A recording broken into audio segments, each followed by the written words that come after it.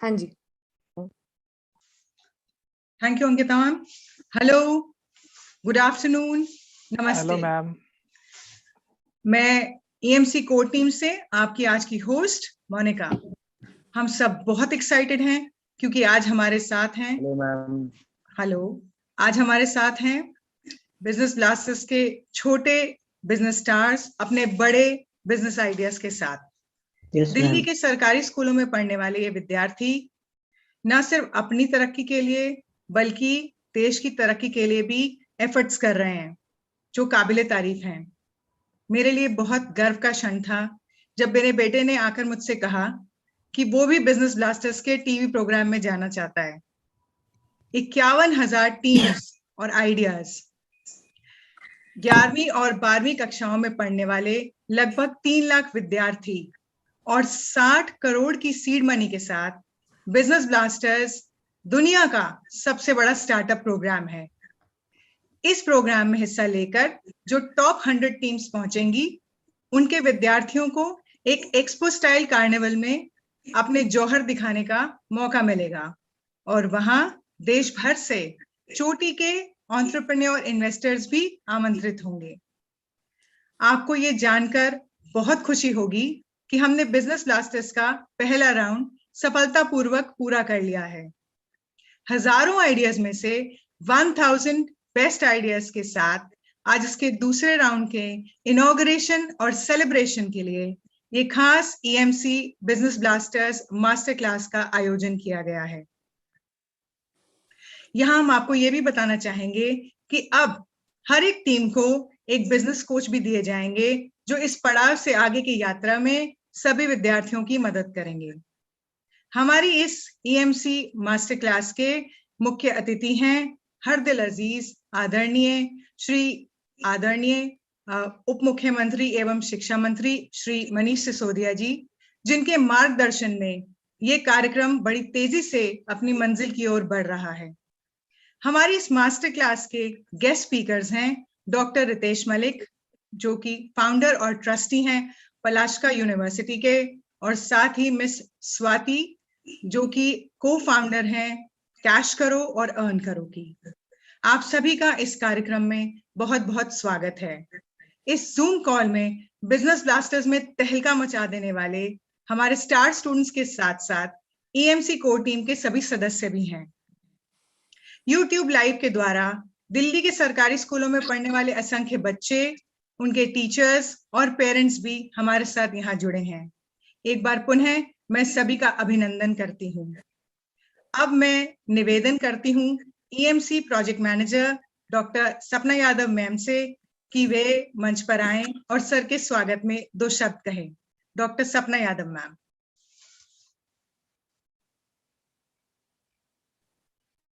Good afternoon, everyone. Respected Deputy Chief Minister, sir, our beloved MLA, Miss Atishi Marlena ji, today's entrepreneurs, Miss Swati Bhargava, who is co-founder of Cash Karo and Earn Karo, Dr. Ritesh Malik, who is founder and trustee of Palaksha University, and my dear teachers, students, and all other viewers who are watching us live through YouTube channel.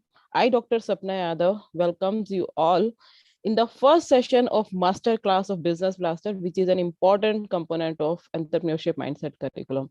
This story has begun from in 2019, 13th February, the launch day of entrepreneurship mindset curriculum framework. उस दिन हमारे beloved deputy chief minister sir ने एक बात बोली थी कि अगर हम 1% बच्चों का भी एंटरप्रेन्योरियल माइंडसेट डेवलप करने में सक्सेसफुल हो जाते हैं, तो ये हमारी दिल्ली का ही नहीं पूरी कंट्री का फ्यूचर चेंज कर देगा। सो सर, आज 3 साल, अप्रोक्सीमेटली 3 years 1 month कम है, हम ये कह सकते हैं कि हम 1% तो नहीं, लेकिन हाँ 70 to 80% बच्चे आपके इस ड्रीम को कन्वर्ट करने में, इस ड्रीम को सक्सेसफुल करने में, जहां आप कहते हैं कि हमें इंडिया को डेवलपिंग कंट्री से डेवलप्ड कंट्री बनाना है, उस तरफ मूव कर चुके हैं। And I am sure within some years you will get amazing results. और ये पहला स्टेप हमारा है जो बिजनेस ब्लास्टर के थ्रू, ईएमसी के थ्रू हमारे बच्चे कर पा रहे हैं।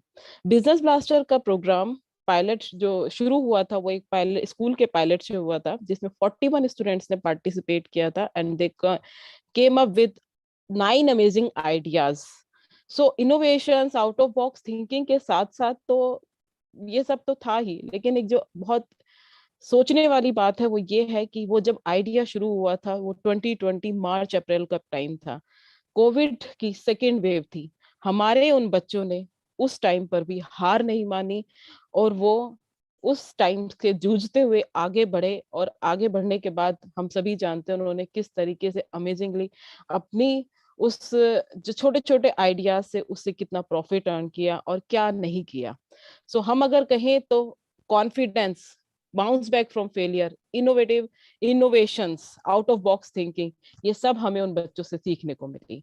और इसी की सक्सेस को हम आगे बढ़ाते हुए हम लोगों ने ये 7 सितंबर 2021 में सभी स्कूल के बच्चों के लिए 2000 सीड मनी के साथ इसको शुरू किया, और विद इन सम टाइम हम 51,000 आइडियाज के साथ आगे बढ़े।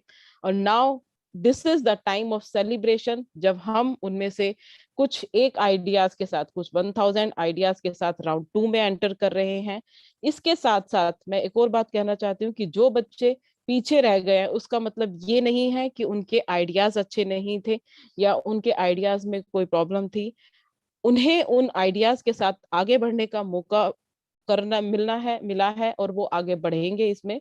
इसके अलावा जब ये आइडियाज हमारे लार्ज लेवल पे जब 1100 एक्सपो एंट्रीज होंगी तो उस टाइम पे भी हो सकता है उन बच्चों के कुछ आइडियाज को, जो रिमेनिंग बच्चों के आइडियाज रह गए हैं, जो बच्चे रह गए हैं, उनको भी एक और मौका मिले आगे बढ़ने का।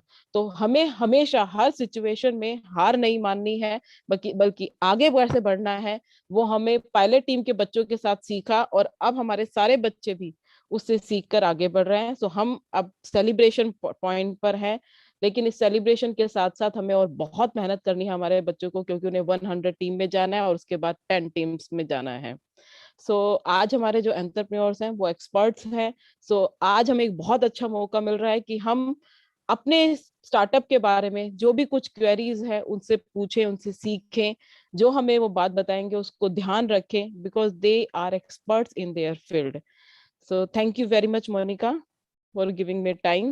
Thank you. And thank you, sir, for giving us time, Ritesh, sir, and Swati, ma'am. And thank you, our Deputy Chief Minister, sir, Atishi, ma'am, कि आपने उन्हें हमारे लिए टाइम निकाला। Thank you very much. Thank you सपना ma'am. अब मैं अपने बहुत ही चहेते और प्रसिद्ध शिक्षा मंत्री श्री सिसोदिया जी से निवेदन करूंगी कि वे बच्चों का उत्साहवर्धन करें।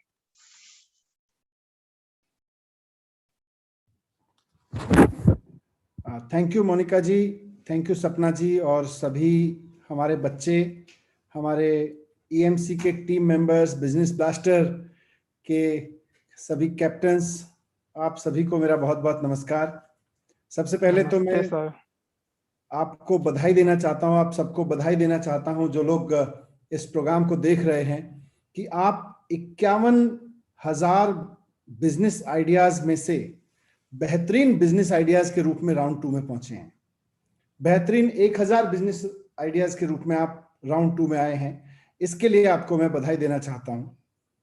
जैसा सपना जी ने कहा और मोनिका जी ने भी कहा कि दुनिया में शायद ये पहला स्कूल स्टार्टअप प्रोग्राम है जो इतने बड़े पैमाने पर लॉन्च हुआ, जिसमें सरकार के सारे स्कूल शामिल हुए, 3 लाख बच्चे शामिल हुए, 60 करोड़ रुपए का इन्वेस्टमेंट सरकार की ओर से दिया गया सीड मनी के रूप में।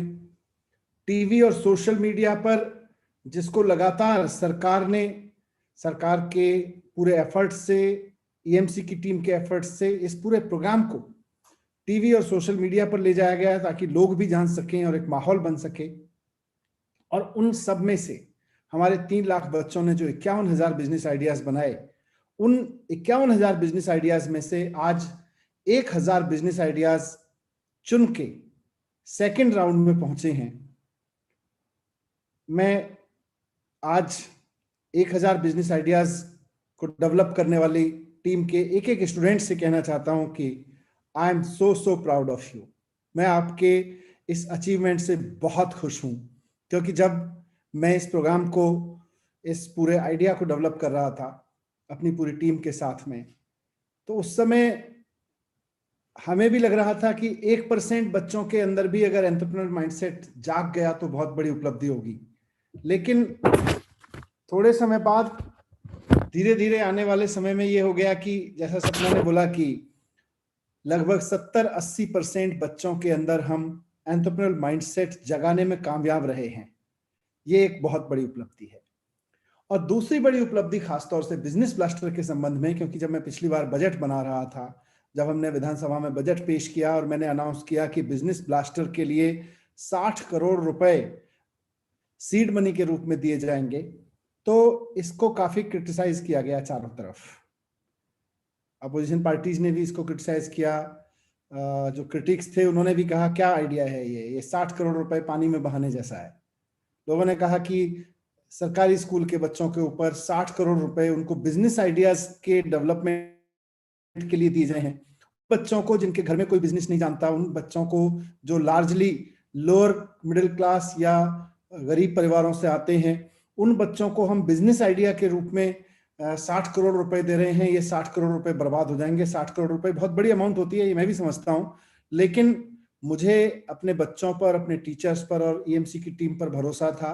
और तमाम क्रिटिक्स के बावजूद, तमाम क्रिटिसाइजेशन के बावजूद हमने इस प्रोग्राम को आगे बढ़ाया।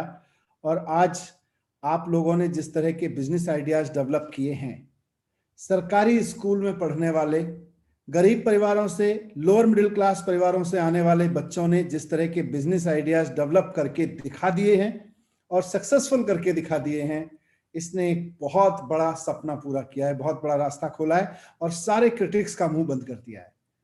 सारे उन लोगों का मुंह बंद कर दिया है जो लोग कहते थे कि नहीं नहीं, ये पैसा आप बर्बाद कर रहे हो, जनता के टैक्स का पैसा बर्बाद कर रहे हो। इसीलिए मैंने कहा I am so proud of you, I am so happy with your achievement today. और आप 1000 बिजनेस आइडियाज में मैं समझ रहा था कि किस किस तरह के बिजनेस आइडियाज आगे आए हैं, जो 51,000 में से आए थे। टीवी शो पर बहुत सारे बिजनेस आइडियाज आए जिनको देखकर मैं बहुत इंप्रेस हुआ। सोशल मीडिया पर भी मैं देखता रहता हूं। मैं अंकिता जी से और सपना जी से अभी थोड़ी देर पहले डिस्कस कर रहा था। उन्होंने मुझे कई ऐसे, अंकिता ने बहुत इंप्रेसिव आइडियाज शेयर किए कि मैं सोच नहीं सकता कि हमारे बच्चे वहां तक सोच रहे हैं। उन्होंने बताया कि एक झटपट साड़ी का ग्रुप बना है, स्टार्टअप बना है, जिसमें उन बच्चों ने उन लोगों के लिए काम किया, उन महिलाओं के लिए खासतौर से काम किया है जिनको साड़ी पहनने की जरूरत तो पड़ती है अपने लाइफ में, जो पहनना चाहती हैं, लेकिन उनको साड़ी पहनना नहीं आता है और उनको लगता है कि साड़ी पहनने में बहुत समय लगता है। इसलिए उन्होंने झटपट साड़ी विकसित की है। प्योर मसालों का एक बिजनेस हमारा स्टार्टअप बना है। ये एक नए तरीके से, किसी मसाले बनाना पहली बार नहीं हो रहा है देश में और दुनिया में, लेकिन प्योर मसालों का एक बिजनेस हमारे 11th-12th क्लास के बच्चे शुरू कर रहे हैं और वो भी एक नए तरीके से शुरू कर रहे हैं। ये बहुत बड़ी बात है।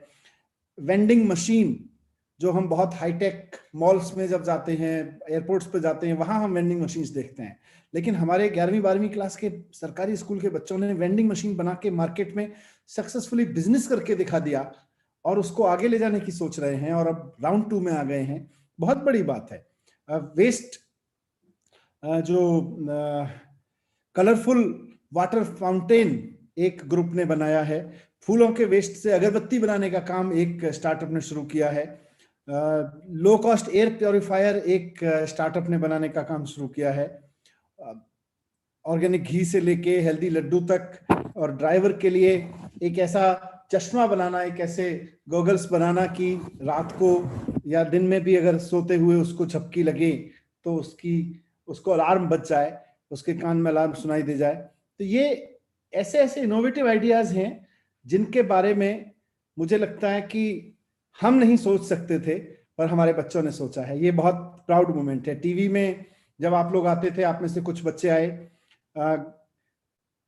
और उस टीवी प्रोग्राम का एक फायदा ये हुआ कि देश और दुनिया ने जाना कि हमारे 11वीं और 12वीं के बच्चे किस स्तर तक सोच रहे हैं। लोगों ने ये तो जाना ही कि दिल्ली सरकार क्या इनिशिएटिव ले रही है, लेकिन ये भी जाना कि 11वीं और 12वीं के बच्चों में क्या पोटेंशियल है।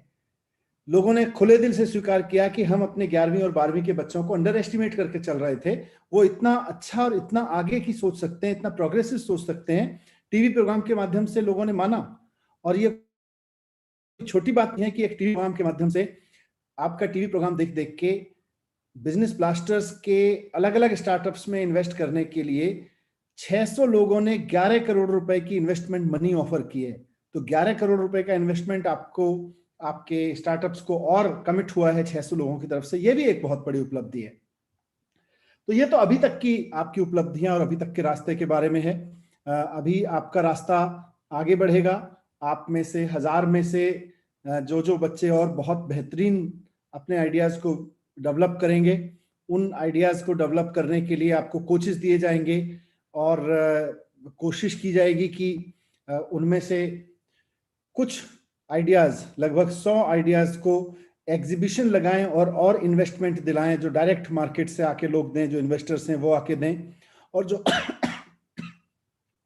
जो बेहतरीन बिजनेस आइडियाज होंगे, सक्सेसफुल प्रॉमिसिंग बिजनेस आइडियाज होंगे, उनकी टीम्स को आगे की पढ़ाई कैसे करनी है, क्योंकि आप अभी 11वीं 12वीं में हो, तो अभी से आपके एडमिशन के लिए सीट्स, हमने यूनिवर्सिटीज में स्पेशल सीट्स क्रिएट की हैं, जहां बिजनेस ब्लास्टर के टॉप आने वाले बच्चों को, सबसे बेहतरीन परफॉर्म करने वाले बच्चों को, बिजनेस ब्लास्टर के 400 सीट्स हमने NSUT में, DTU में, जहां दाखिला लेने के लिए आपको बड़े बड़े कॉम्पिटिशन्स देने पड़ते हैं, NSUT, DTU, IG, DTUW, IP university, Delhi की ये सारी बहुत नामी यूनिवर्सिटीज हैं। यहाँ के BBA प्रोग्राम्स में 400 बच्चों को सीधे बिना कोई और कंपटीशन दे हुए एडमिशन मिल सकेगा, क्योंकि हमने ये माना है कि जो आप बिजनेस ब्लास्टर में शामिल हो रहे हैं, वही आपका एंट्रेंस एग्जाम है, वही आपका एंट्रेंस कंपटीशन है। तो ये एंट्रेंस कंपटीशन आप पास करके सीधे DTU में, NSUT में, IP यूनिवर्सिटी में, IG, DTUW में सीधे एडमिशन ले सकते हैं, ताकि आपका फ्यूचर इस तरफ आगे बढ़ता रहे। लेकिन यहाँ आज जब आप 1000 स्टार्टअप्स, जो हमारे 51,000 में से 1000 स्टार्टअप्स इकट्ठा हुए हैं, जो राउंड 2 में पहुंचे हैं, उनको मैं थोड़ी सी बात इस दिशा में भी कहना चाहता हूं, शेयर करना चाहता हूं कि इस पूरे प्रोग्राम को शुरू करने का हमारा मकसद क्या था। हमारा, अगर ईमानदारी से देखें तो 2 मूल मकसद हैं। पहला तो ये जो मेरे दिल के बहुत करीब है, और मैं हमेशा इस चीज को दोहराता रहता हूं कि जब मैं स्कूल में पढ़ता था तो मुझे पढ़ाया जाता था कि दुनिया में 3 तरह के देश होते हैं, डेवलप्ड कंट्रीज, डेवलपिंग कंट्री और अनडेवलप्ड कंट्रीज या अंडर डेवलप्ड कंट्रीज। और हमें बताया जाता था कि भारत अभी डेवलपिंग कंट्री है। मुझे हमेशा तब से लगता था कि हमारे भारत को भी डेवलप्ड कंट्रीज होना है, डेवलप्ड कंट्रीज की लिस्ट में शामिल होना है। लेकिन भारत डेवलप्ड कंट्री बनेगा कैसे, उस वक्त इसकी समझ नहीं थी। बहुत लंबे समय तक इसकी कोई समझ नहीं रही। जब शिक्षा मंत्री बनके एजुकेशन में काम किया, जब शिक्षा मंत्री के रूप में अपने टीचर्स से मिला, बच्चों से मिला, स्कूल के रिफॉर्म किए, तब धीरे धीरे इसका रास्ता साफ होना समझ में आया कि हम अभी तक डेवलप्ड कंट्री क्यों नहीं बन पाए हैं। आज भी हम अपने बच्चों को यही पढ़ा रहे हैं 25 साल बाद कि हम अभी भी डेवलपिंग कंट्री हैं, डेवलप्ड कंट्रीज नहीं हुए हैं। तो क्यों? उसकी कोई तो वजह रही होगी। उसकी वजह सबसे बड़ी यही थी कि हमने अपनी एजुकेशन में एंटरप्रेन्योरशिप माइंडसेट को शामिल नहीं किया। हमने एजुकेशन तो दी, अच्छी एजुकेशन दी, लेकिन उस एजुकेशन से हमने जॉब सीकर पैदा किए, जॉब क्रिएटर पैदा नहीं किए। अब इंडिया को अगर डेवलप कंट्री बनाना है तो केवल मेरे कहने से नहीं बनेगा, किसी के सपना देखने से नहीं बनेगा। इसके लिए अपने देश में, भारत में उस लेवल की कंपनियां खड़ी करनी पड़ेंगी, उस लेवल का बिजनेस खड़ा करना पड़ेगा, जैसा बिजनेस, जैसी बड़ी बड़ी कंपनियां आज हम डेवलप्ड कंट्रीज में देखते हैं। वैसी कंपनियां जिसका कंप्यूटर आज हम यूज कर रहे हैं, जिसका फोन हम आज यूज कर रहे हैं, जिसके प्रोडक्ट हम आज यूज कर रहे हैं, इंटरनेशनल कंपनियां, हम बहुत सारी ऐसी कंपनियों के प्रोडक्ट यूज कर रहे हैं जो हमारे देश में नहीं है, हमारे इर्द गिर्द हम देख रहे हैं। लेकिन आज हम सपना देखें कि हम अपने देश में ऐसी कंपनियां बनाएंगे जिनके प्रोडक्ट, जिनकी सर्विसेज दुनिया भर के लोग यूज कर रहे हों, तब हमारा देश एक डेवलप्ड कंट्री बनेगा।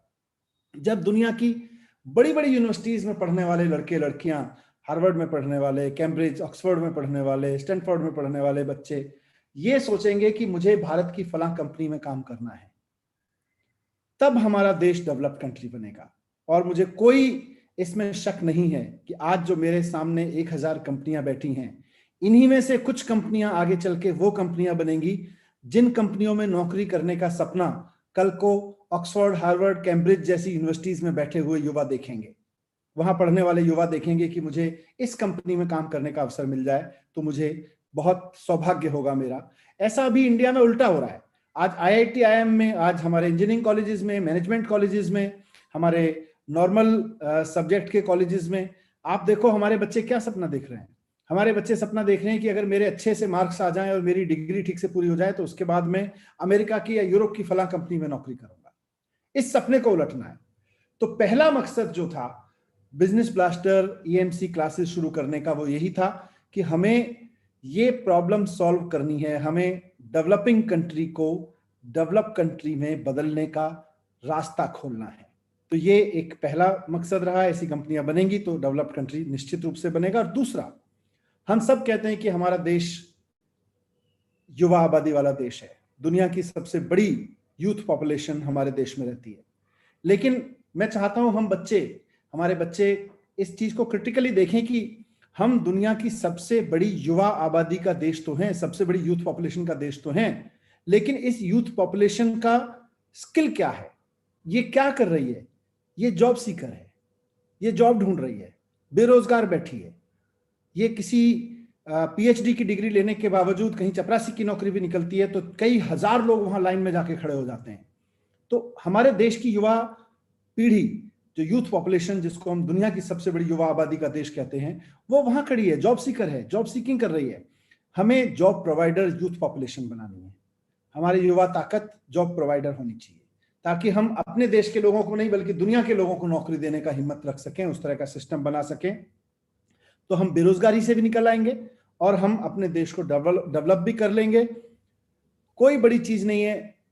हमारा देश आप सब जानते हैं, आपने किताबों में पढ़ा होगा, मैंने भी पढ़ा है, सुना है कि हमारा देश सोने की चिड़िया होता था। सुना है ना? सब लोग कहते हैं कि भाई देश हमारा सोने की चिड़िया होता था। लेकिन आज इस सोने की चिड़िया को क्या हो गया? आज इस सोने की चिड़िया में 125 करोड़ हम भारतीय हैं और 125 करोड़ भारतीयों में से 27.5 करोड़ भारतीय ऐसे हैं जो दिन में पूरी मेहनत करने के बावजूद मुश्किल से 35 रुपए कमा पाते हैं, नॉट मोर देन 35। अगर इसको 25 दिन के वर्किंग महीने में करें तो मुश्किल से 900 रुपए कमा पाते हैं। मतलब 125 करोड़ हिंदुस्तानियों में से लगभग 22% हिंदुस्तानी, यानी कि 27.5 करोड़ लोग केवल और केवल 900 रुपए महीने या उससे नीचे पे गुजारा कर रहे हैं। ये आज हमारी एक हकीकत है, उस देश की हकीकत है जिसको कभी सोने की चिड़िया कहते थे। आज खाने की बात करें तो कितनी बड़ी आबादी रात को बिना खाए सोती है, कितनी बड़ी आबादी ऐसी है, वो सब आप गूगल भी कर सकते हैं, आपके पास में आंकड़े होंगे। तो मैं कहना यह चाह रहा हूं कि सोने की चिड़िया के देश को आज ये स्थिति देखनी पड़ रही है गरीबी और बेरोजगारी की, तो कहीं तो कुछ गलत हुआ ना। वो क्या गलत हुआ? वो गलत मैं समझता हूं कि यही हुआ कि हमने एजुकेशन पे ध्यान नहीं दिया। हमसे चूक यही हुई कि हमने एजुकेशन पे ध्यान नहीं दिया। और जहां हमने एजुकेशन दी भी, जब हमने अपने बच्चे जहां जहां पढ़ाए भी, वहां हमने उनके एंटरप्रेन्योरशिप माइंडसेट पे काम नहीं किया। उनको केवल जॉब सीकर बना के हमने मार्केट को दे दिया और वो अब जॉब ढूंढते घूम रहे हैं। तो हमें अपने देश को, भारत को, जो सोने की चिड़िया कहलाता था, उसको आगे बढ़ाना है तो हमें ये रास्ते पे ही चलना पड़ेगा। मेरी कोशिश है कि हम उसका रास्ता बनाएं, कि हम अपने देश को डेवलपिंग कंट्री बना लें, हम अपने देश को जॉब प्रोवाइडर देश बना लें। आप लोग आगे चल के ऐसा भारत खड़ा करिए और मैं अपनी इस टीम के साथ में, जो आपके साथ बैठी है, मुख्यमंत्री अरविंद केजरीवाल जी के नेतृत्व में काम कर रही है, मैं इस रास्ते को बनाने की कोशिश कर रहा हूं जिस पे चल के आप भारत को वापस एक सोने की चिड़िया कहलाने वाला देश या डेवलप्ड कंट्री बना सकें। मुझे बहुत खुशी हो रही है आप सब लोगों से ये संवाद करके, और साथ साथ में आपके जो आज के गाइड्स मैं कहूँगा जो हमारे इस प्रोग्राम में शामिल हुए हैं, हमारे 2 मेहमान रितेश जी और स्वाति जी, उनसे भी मैं ये कहना चाहूँगा कि इन्हीं बच्चों में आगे आने वाले समय के रितेश और स्वाति छिपे हुए हैं। अगर हमने इनको ठीक से हैंड होल्ड कर लिया, आपकी मदद मिल गई और इनको ठीक से हैंड होल्ड कर लिया, तो यही लोग ऐसी ऐसी कंपनियां बनाएंगे जो आज जैसी कंपनियां आप चला रहे हैं, या जैसी कंपनियों में काम करने के लिए हम चाहते हैं कि दुनिया भर के लोग लालायित हों और भारत की इकोनॉमी में ये बड़ा कंट्रीब्यूशन दें। तो यहाँ आपकी मदद की हमें जरूरत है। सरकार जो कर सकती थी अपनी तरफ से इनिशिएटिव किया है, एक रास्ता बनाया है, इस पर हमें स्वाति जी जैसे, रितेश जी जैसे लोगों की मदद की बहुत जरूरत है, और इन बच्चों की जरूरत है जो स्वाति जी जैसे, रितेश जी जैसे लोगों से खूब सीख के और इस अवसर का फायदा उठा के उस सपने को पूरा कर सकें जिसको आज अरविंद केजरीवाल जी देख रहे हैं, या हम लोग देख रहे हैं कि हमें अपने देश को वापस डेवलप्ड कंट्री बनाना है और जॉब प्रोवाइडर देश बनाना है। आपने उसकी दिशा में एक बहुत बड़ा कदम आज उठाया है। आप राउंड 2 में पहुंचे हैं। मैं आपको शुभकामनाएं देता हूं। आप टॉप 100 में पहुंचे और उसके बाद अपने हायर एजुकेशन भी परफॉर्म करें और साथ साथ अपनी कंपनियों को भी, अपने स्टार्टअप को भी बहुत आगे बढ़ाएं। बहुत बहुत धन्यवाद, बहुत शुभकामनाएं। Thank you so much sir. हम पूरी कोशिश करेंगे कि हम आपकी उम्मीदों पर खरा उतरें। अब हम आज की मास्टर क्लास शुरू करते हैं। हमारी मास्टर क्लास के पहले स्पीकर हैं डॉक्टर रितेश मलिक, जो एक एंटरप्रेन्योर, इन्वेस्टर और फिलैंथ्रोपिस्ट हैं। मेडिकल की पढ़ाई पूरी करके भी उन्होंने एंटरप्रेन्योर बनने का फैसला किया और 2012 में एडस्टक नाम के ऑगमेंटेड रियलिटी स्टार्टअप को शुरू किया। 2016 में रितेश ने इनोव8 के नाम से एक कोवर्किंग प्लेटफॉर्म शुरू किया, जहां फ्रीलांसर्स, एंटरप्रेन्योर्स और एंटरप्राइजेस एक दूसरे से जुड़ते हैं। रितेश सक्रिय एंजल इन्वेस्टर हैं और आपने 80 से ज्यादा कंपनियों में इन्वेस्ट किया है। स्टार्टअप इंडस्ट्री में रितेश की अग्रणी भूमिका के लिए आपको अनेक प्रकार से सम्मानित भी किया गया है। आपकी उपलब्धियों में शामिल है St Gallen's leadership award Switzerland, star of Delhi award by Hurun report and CEO of the year by Economic Times. मई 2019 की एलीट मैगजीन के कवर पे भी आप रितेश जी को देख पाएंगे। सर आज आपसे 15 मिनट तक बिल्डिंग एंटरप्रेन्योरशिप क्वेश्चन पर बात करेंगे। जब सर अपनी बात खत्म करेंगे तो आप सब बच्चे उनसे खूब जी भर के प्रश्न पूछिएगा। रितेश सर, आपका स्वागत है। Thank you very much, Monica ma'am. Thank you, Ankita, for facilitating this. And thanks to Deputy CM. आज इतना भाग्यशाली दिन है कि डेप्यूटी सीएम ने रितेश के आगे रितेश जी लगा दिया, तो बड़ा अच्छा लगा ये सुन के। लेकिन आप सब बच्चों से मिलके बहुत ज्यादा अच्छा लग रहा है और मैं आपको बड़ी एक इंटरेस्टिंग, मैं आपसे 15 मिनट लूंगा और मैं आपसे एक ही रिक्वेस्ट करूंगा, ये 15 मिनट अपने जीवन को ना आप इन 15 मिनट में ऐसी ऐसी चीजें सीख सकते हो जो मैंने है ना पिछले इतने सालों की फेलियर्स के साथ सीखा है। तो मैं यहाँ से चालू करूंगा। मैं अपना बैकग्राउंड बताता हूँ। मैं एक डॉक्टर हूँ। गंगाराम हॉस्पिटल में मैं जूनियर अपना जो इंटर्नशिप कर रहा था 2012 में, और मैंने देखा मुझे तो मेडिकल पसंद ही नहीं है और मेरे परिवार में सारे डॉक्टर्स हैं, और उन्होंने मुझे कहा कि आपको तो डॉक्टर ही बनना है क्योंकि हम डॉक्टर हैं, तो आगे ये प्रैक्टिस कौन संभालेगा। तो उस टाइम पे आप जैसी सक्रिय सरकार नहीं थी जो एंटरप्रेन्योरशिप को एक अच्छा दर्जा देती हो। हमारे यहाँ पे अनफॉर्चुनेटली हमारे देश में बिजनेस को, ये पिछले 5-6 साल को अगर आप छोड़ दें तो बिजनेस को एक उपजा जो तगमा दिया जाना चाहिए वो नहीं मिलता था। अगर हम देखें सेल्स की नौकरियां और इन सबको है ना एक लोअर तबके की नौकरी मानी जाती थी, और डॉक्टर, इंजीनियर, सीए या लॉयर को ज्यादा अच्छी नौकरी मानी जाती थी, और ये अब बदल रहा है। तो मैं आप सबसे बस एक ही चीज कहूंगा, first of all of you are doing something which is phenomenal at your age. अगर मैं आपकी उम्र में ये सब सोचने लग जाता तो आज मैं पता नहीं क्या बन जाता। मुझे लगता है कि ये जो एक अभ्यास है, ये जो एक और किसी से मैंने पूछा, मैं हार्वर्ड यूनिवर्सिटी में लेक्चर लेने गया तो मैंने है ना वहां के प्रोफेसर से पूछा, मैंने कहा एक देश को सिलिकॉन वैली कैसे बनाया जाए। उन्होंने कहा उसका एक ही तरीका है, increase the number of failures of the nation. And मैंने कहा मुझे बात नहीं समझ में आई। हमारे देश में तो फेलियर को, नाकामी को वो बिल्कुल खराब माना जाता है। उन्होंने कहा यही फर्क है एक डेवलप्ड और एक डेवलपिंग नेशन में। आज हम ये 51,000 एप्लीकेशन से फेलियर बढ़ा रहे हैं, और जो भी आप ये मत सोचिएगा जिनका सिलेक्शन हुआ या जिनका सिलेक्शन नहीं हुआ, कोई फर्क नहीं पड़ता। आज आपने इस स्टेज के ऊपर एक ऐसा प्रोडक्ट या कोई ऐसी सर्विस के बारे में सोचा, ये बहुत बड़ी बात है। आप वैसे ही अपने पीयर्स और इन सब से आगे बढ़ते। एक मैं आपको चीज बताना चाहूंगा जिसको मैं कहता हूं द जंप थ्योरी। लोगों से पूछा जाता है, मेरे पास, मैं आपको अपने बिजनेस के बारे में बताता हूं, we are India second largest coworking space. किसी भी बच्चे के पास आइडिया होता है, वो हमारे पास आते हैं और हम उनको, जो इतना ज्यादा पैसा पहले लगता था ऑफिस बनाने में, हम उनको कनॉट प्लेस जैसी जगहों पे 7 से 8 हजार रुपए महीने पर सीट के हिसाब से उनको जगह देते हैं। प्री कोविड हमारे 42,000 एंटरप्रेन्योर्स हमारे साथ पूरे देश में काम करते थे। और हमने एक चीज देखा, और ये देखा, इट डजंट मैटर। ये कुछ शब्द हैं जो आप याद रखिएगा। It doesn't matter. ये नहीं फर्क पड़ता कि आप काले हैं या गोरे हैं, ये नहीं फर्क पड़ता कि आपके माता पिता के पास पैसे हैं या नहीं है। वो जमाने हट गए। आज से 25-30 साल पहले इंडस्ट्री लगाने के लिए 50 से 100 करोड़ रुपए चाहिए थे।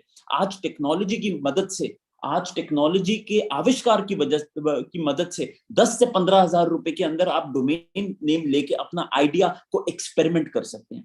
एंड आप लोग भाग्यशाली हैं कि आप एक ऐसे एरा में पैदा हुए हैं। मैं भाग्यशाली हूं कि हम एक ऐसे एरा में पैदा हुए हैं जहां पर कम पैसे से आप वैल्यू बिल्ड कर सकते हैं। हम वही देश हैं जहां पर अलीगढ़ के लड़के ने पेटीएम बना दिया। हम वही देश हैं जहां पर छोटे छोटे शहरों से, और पहले ये लगता था, और हमारे देश में अनफॉर्चुनेटली जब मैं पढ़ाई कर रहा था, मैं 2007 से स्कूल से पास आउट हूं, मैं भी दिल्ली में पढ़ा हूं, तो मैंने ये देखा कि हमारे देश में ये बहुत होता था कि नहीं, पैसा कितना है, आपकी लेगेसी कितनी है। अब ये सब चीजें बिल्कुल फर्क नहीं पड़ती। मैं आपको एक इंटरेस्टिंग एग्जांपल बताता हूं। मैंने रिसर्च की 100 सबसे अमीर लोगों की पूरी दुनिया में। मुझे लगा सबका पैसा उनके बाप दादा से आता है। आप शॉक्ड हो जाएंगे, 77 people out of those 100 were first time entrepreneurs, जो गरीब गुर्बत से आते हैं। फिर उनका देखा, उनका एजुकेशनल बैकग्राउंड क्या है। हमें लगता है IIT IIM वाले ही सक्सेसफुल होते हैं, वो भी गलत निकला। पता ये चला कि उनमें से इतने सारे बच्चे ऐसे थे जिन्होंने कॉलेज का गेट भी नहीं देखा। इसका ये मतलब नहीं है कि आप कॉलेज पूरा ना कीजिए, लेकिन इसका ये मतलब है कि अगर आप पढ़ाई में अच्छे नहीं है, इसका ये मतलब नहीं है कि आप जिंदगी में अच्छा नहीं करेंगे।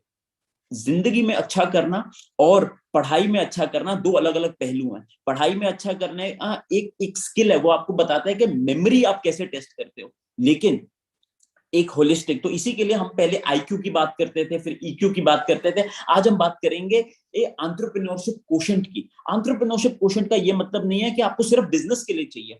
आने वाला समय, the times that we are in today are disruptive. आज से 50 साल पहले की जो फॉर्च्यून 500 की लिस्ट आई थी कंपनीज, जो सबसे बड़ी कंपनीज थी, उनमें से आपको पता है कितनी कंपनीज आज उन लिस्ट में हैं? 500 में से सिर्फ 29 कंपनीज आर रेलेवेंट टुडे, बाकी सब कंपनीज डिसरप्ट हो गई।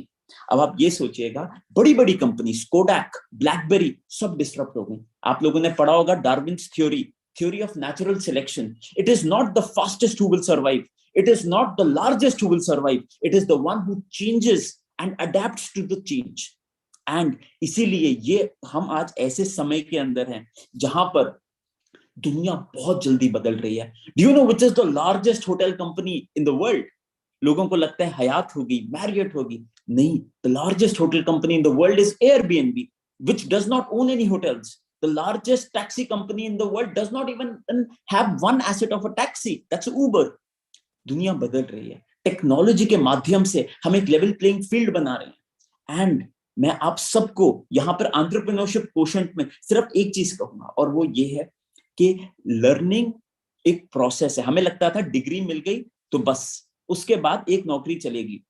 नौकरी के पहले 4 अक्षर होते हैं नौकर। हमें, और इसका ये मतलब नहीं नौकरी बुरी है, बट इसका ये मतलब है कि आने वाला समय नौकरी के लिए ठीक नहीं है। टेक्नोलॉजी की वजह से 53% of all jobs today are going to be irrelevant. Mission impossible, किसी ने मूवी देखी है? टॉम क्रूज की एक मूवी आई थी मिशन इम्पॉसिबल। उस मूवी में, जो पहली मूवी आई थी, उस मूवी में सारे के सारे सीन्स एक हेलीकॉप्टर में कैमरा मैन था, वो लेके शूट करता था। अभी जो लेटेस्ट मिशन इम्पॉसिबल आई है, उसमें ना हेलीकॉप्टर था, ना कैमरामैन था, ना पायलट था। तीनों की नौकरी खाई गई। किस लिए? क्योंकि वहां पे ड्रोन था। आप ये देखिए, दुनिया बदल रही है। We are going towards industry 4.0, we are going towards रानिया 53, which is robotics, artificial intelligence, machine learning, nanotechnology, material sciences, Internet of Things, Electric vehicles, climate change is an impending threat upon us. 5G, 3D printing, ये बहुत बड़े बड़े शब्द हैं, लेकिन इन सब में अपॉर्चुनिटीज हैं। और एक आपको इंटरेस्टिंग बात बताऊंगा, ये नहीं फर्क पड़ता। एक मैं इंडिया गेट पे जा रहा था, तो मैंने अपने पिताजी से पूछा, इंडिया गेट पे जब मैं छोटा था तब इंडिया गेट ठीक था, अभी तो सब टूट टूटा गया है। मैंने अपने पिताजी से पूछा, पापा ये जो गुब्बारे वाला है, जो नीला गुब्बारा है वो तो हवा में है, लेकिन जो पीला गुब्बारा है वो नीचे क्यों है? तो क्या इसकी वजह से कि उसका रंग नीला है और ये पीला है? कहते हैं रंग से फर्क नहीं पड़ता, उसके अंदर क्या है, उसमें हीलियम भरी हुई है, इसमें नॉर्मल एयर है, आपके डजंट मैटर। वही आपको है ना, सबसे पहला EQ का सबसे पहला रोल ये है कि यू शुड बी कॉन्फिडेंट। लोग कहते हैं कि क्या अंग्रेजी जानना इंपॉर्टेंट है सक्सेस के लिए? The answer is no. मैं कॉलेज तक मेरी अंग्रेजी बिल्कुल टूटी फूटी होती थी और सब लोग हंसते थे कि यार, और मैं तो थोड़ा तोतला भी था। एंड आई रियलाइज अगर मेरे जैसा बच्चा अगर थोड़ा सा सक्सेस पा सकता है तो आप लोग क्यों नहीं पा सकते? सिर्फ और सिर्फ कमी है वो है सपने देखने की। मैं आप सबसे एक चीज की कहूंगा, लोग कहते हैं दैट आई एम लकी, लोग कहते हैं that at people who succeed are lucky. Do you know what is the formula of luck? Entrepreneurship quotient is luck into 3 P's। हम इनकी बात करेंगे।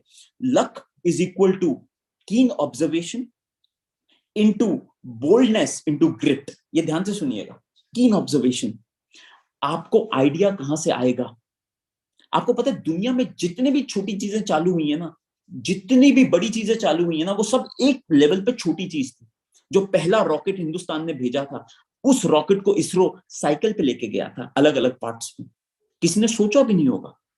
अगर हम बात करें जोमेटो की, दीपेंद्र को आइडिया ये आया कि इतने सारे, जब हम ऑफिस में बैठते हैं, लोगों की मारामारी होती है कि कौन से रेस्टोरेंट में कौन सा मेन्यू है, इसीलिए जोमेटो का आइडिया आया। अगर हम बात करें एप्पल की, the thing is you have to ask, observe, अपने ना माइंड को खोलिए और आप ऑब्जर्व करिए कि कहां पे लैक्यूना है, जहां पर ना फ्रिक्शन लगे आपको, and that becomes your idea, and your idea is extremely important. Great companies are built on great products, period. मैंने अपना आइडिया कैसे चालू किया? मैंने ये देखा हिंदुस्तान में जो 21 करोड़ व्हाइट कॉलर जॉब्स हैं, उन सबको अच्छे ऑफिसेज नहीं मिलते काम करने के लिए। और हमने कहा कि यार ये तो इतनी बड़ी अपॉर्चुनिटी है। आप सोचिए, आप जैसे बच्चों को कल को ऑफिस की जरूरत होगी, आप कनॉट प्लेस में कहां जा जाके 100 स्क्वायर फीट के ऑफिस लेंगे? हमने कहा हम ना एक इकोसिस्टम बनाते हैं जहां पे किसी भी बच्चे को कोई भी आइडिया हो, वो आए और मंथली हमें पेमेंट दे, और उसका कोई लेना देना नहीं है कि 9 साल की लीज साइन करे। ऑफिस कैसे बनाए? और हमने कहा हम ऐसे ऑफिस बनाएंगे जो ना देखे हो ना सुने। And today as we speak we have close to 40+ offices span India, जहां पर आप महज 4 से 5,000 रुपए महीना पैसा देके हमारी मेंबरशिप ज्वाइन कर सकते हैं। अगर हम बात करें, आपको पता है western India palm oil limited करके एक कंपनी थी, and we talk about transformation. Western India palm oil limited एक ऑयल वनस्पति की मैन्युफैक्चरिंग कंपनी थी, और आज उस कंपनी का नाम है Wipro, Western India Palm Oil Limited, which is one of the largest technology outsourcing companies in the country. ये नहीं फर्क पड़ता आप कहां से चालू करते हैं। ट्रांसफॉर्मेशन, और हर दिन इसको बोलते हैं डायनामिक प्रोडक्ट। लोगों को लगता है प्रोडक्ट एक बार बनाया अब बार बार नहीं बनाएंगे। प्रोडक्ट हर दिन बदलता है।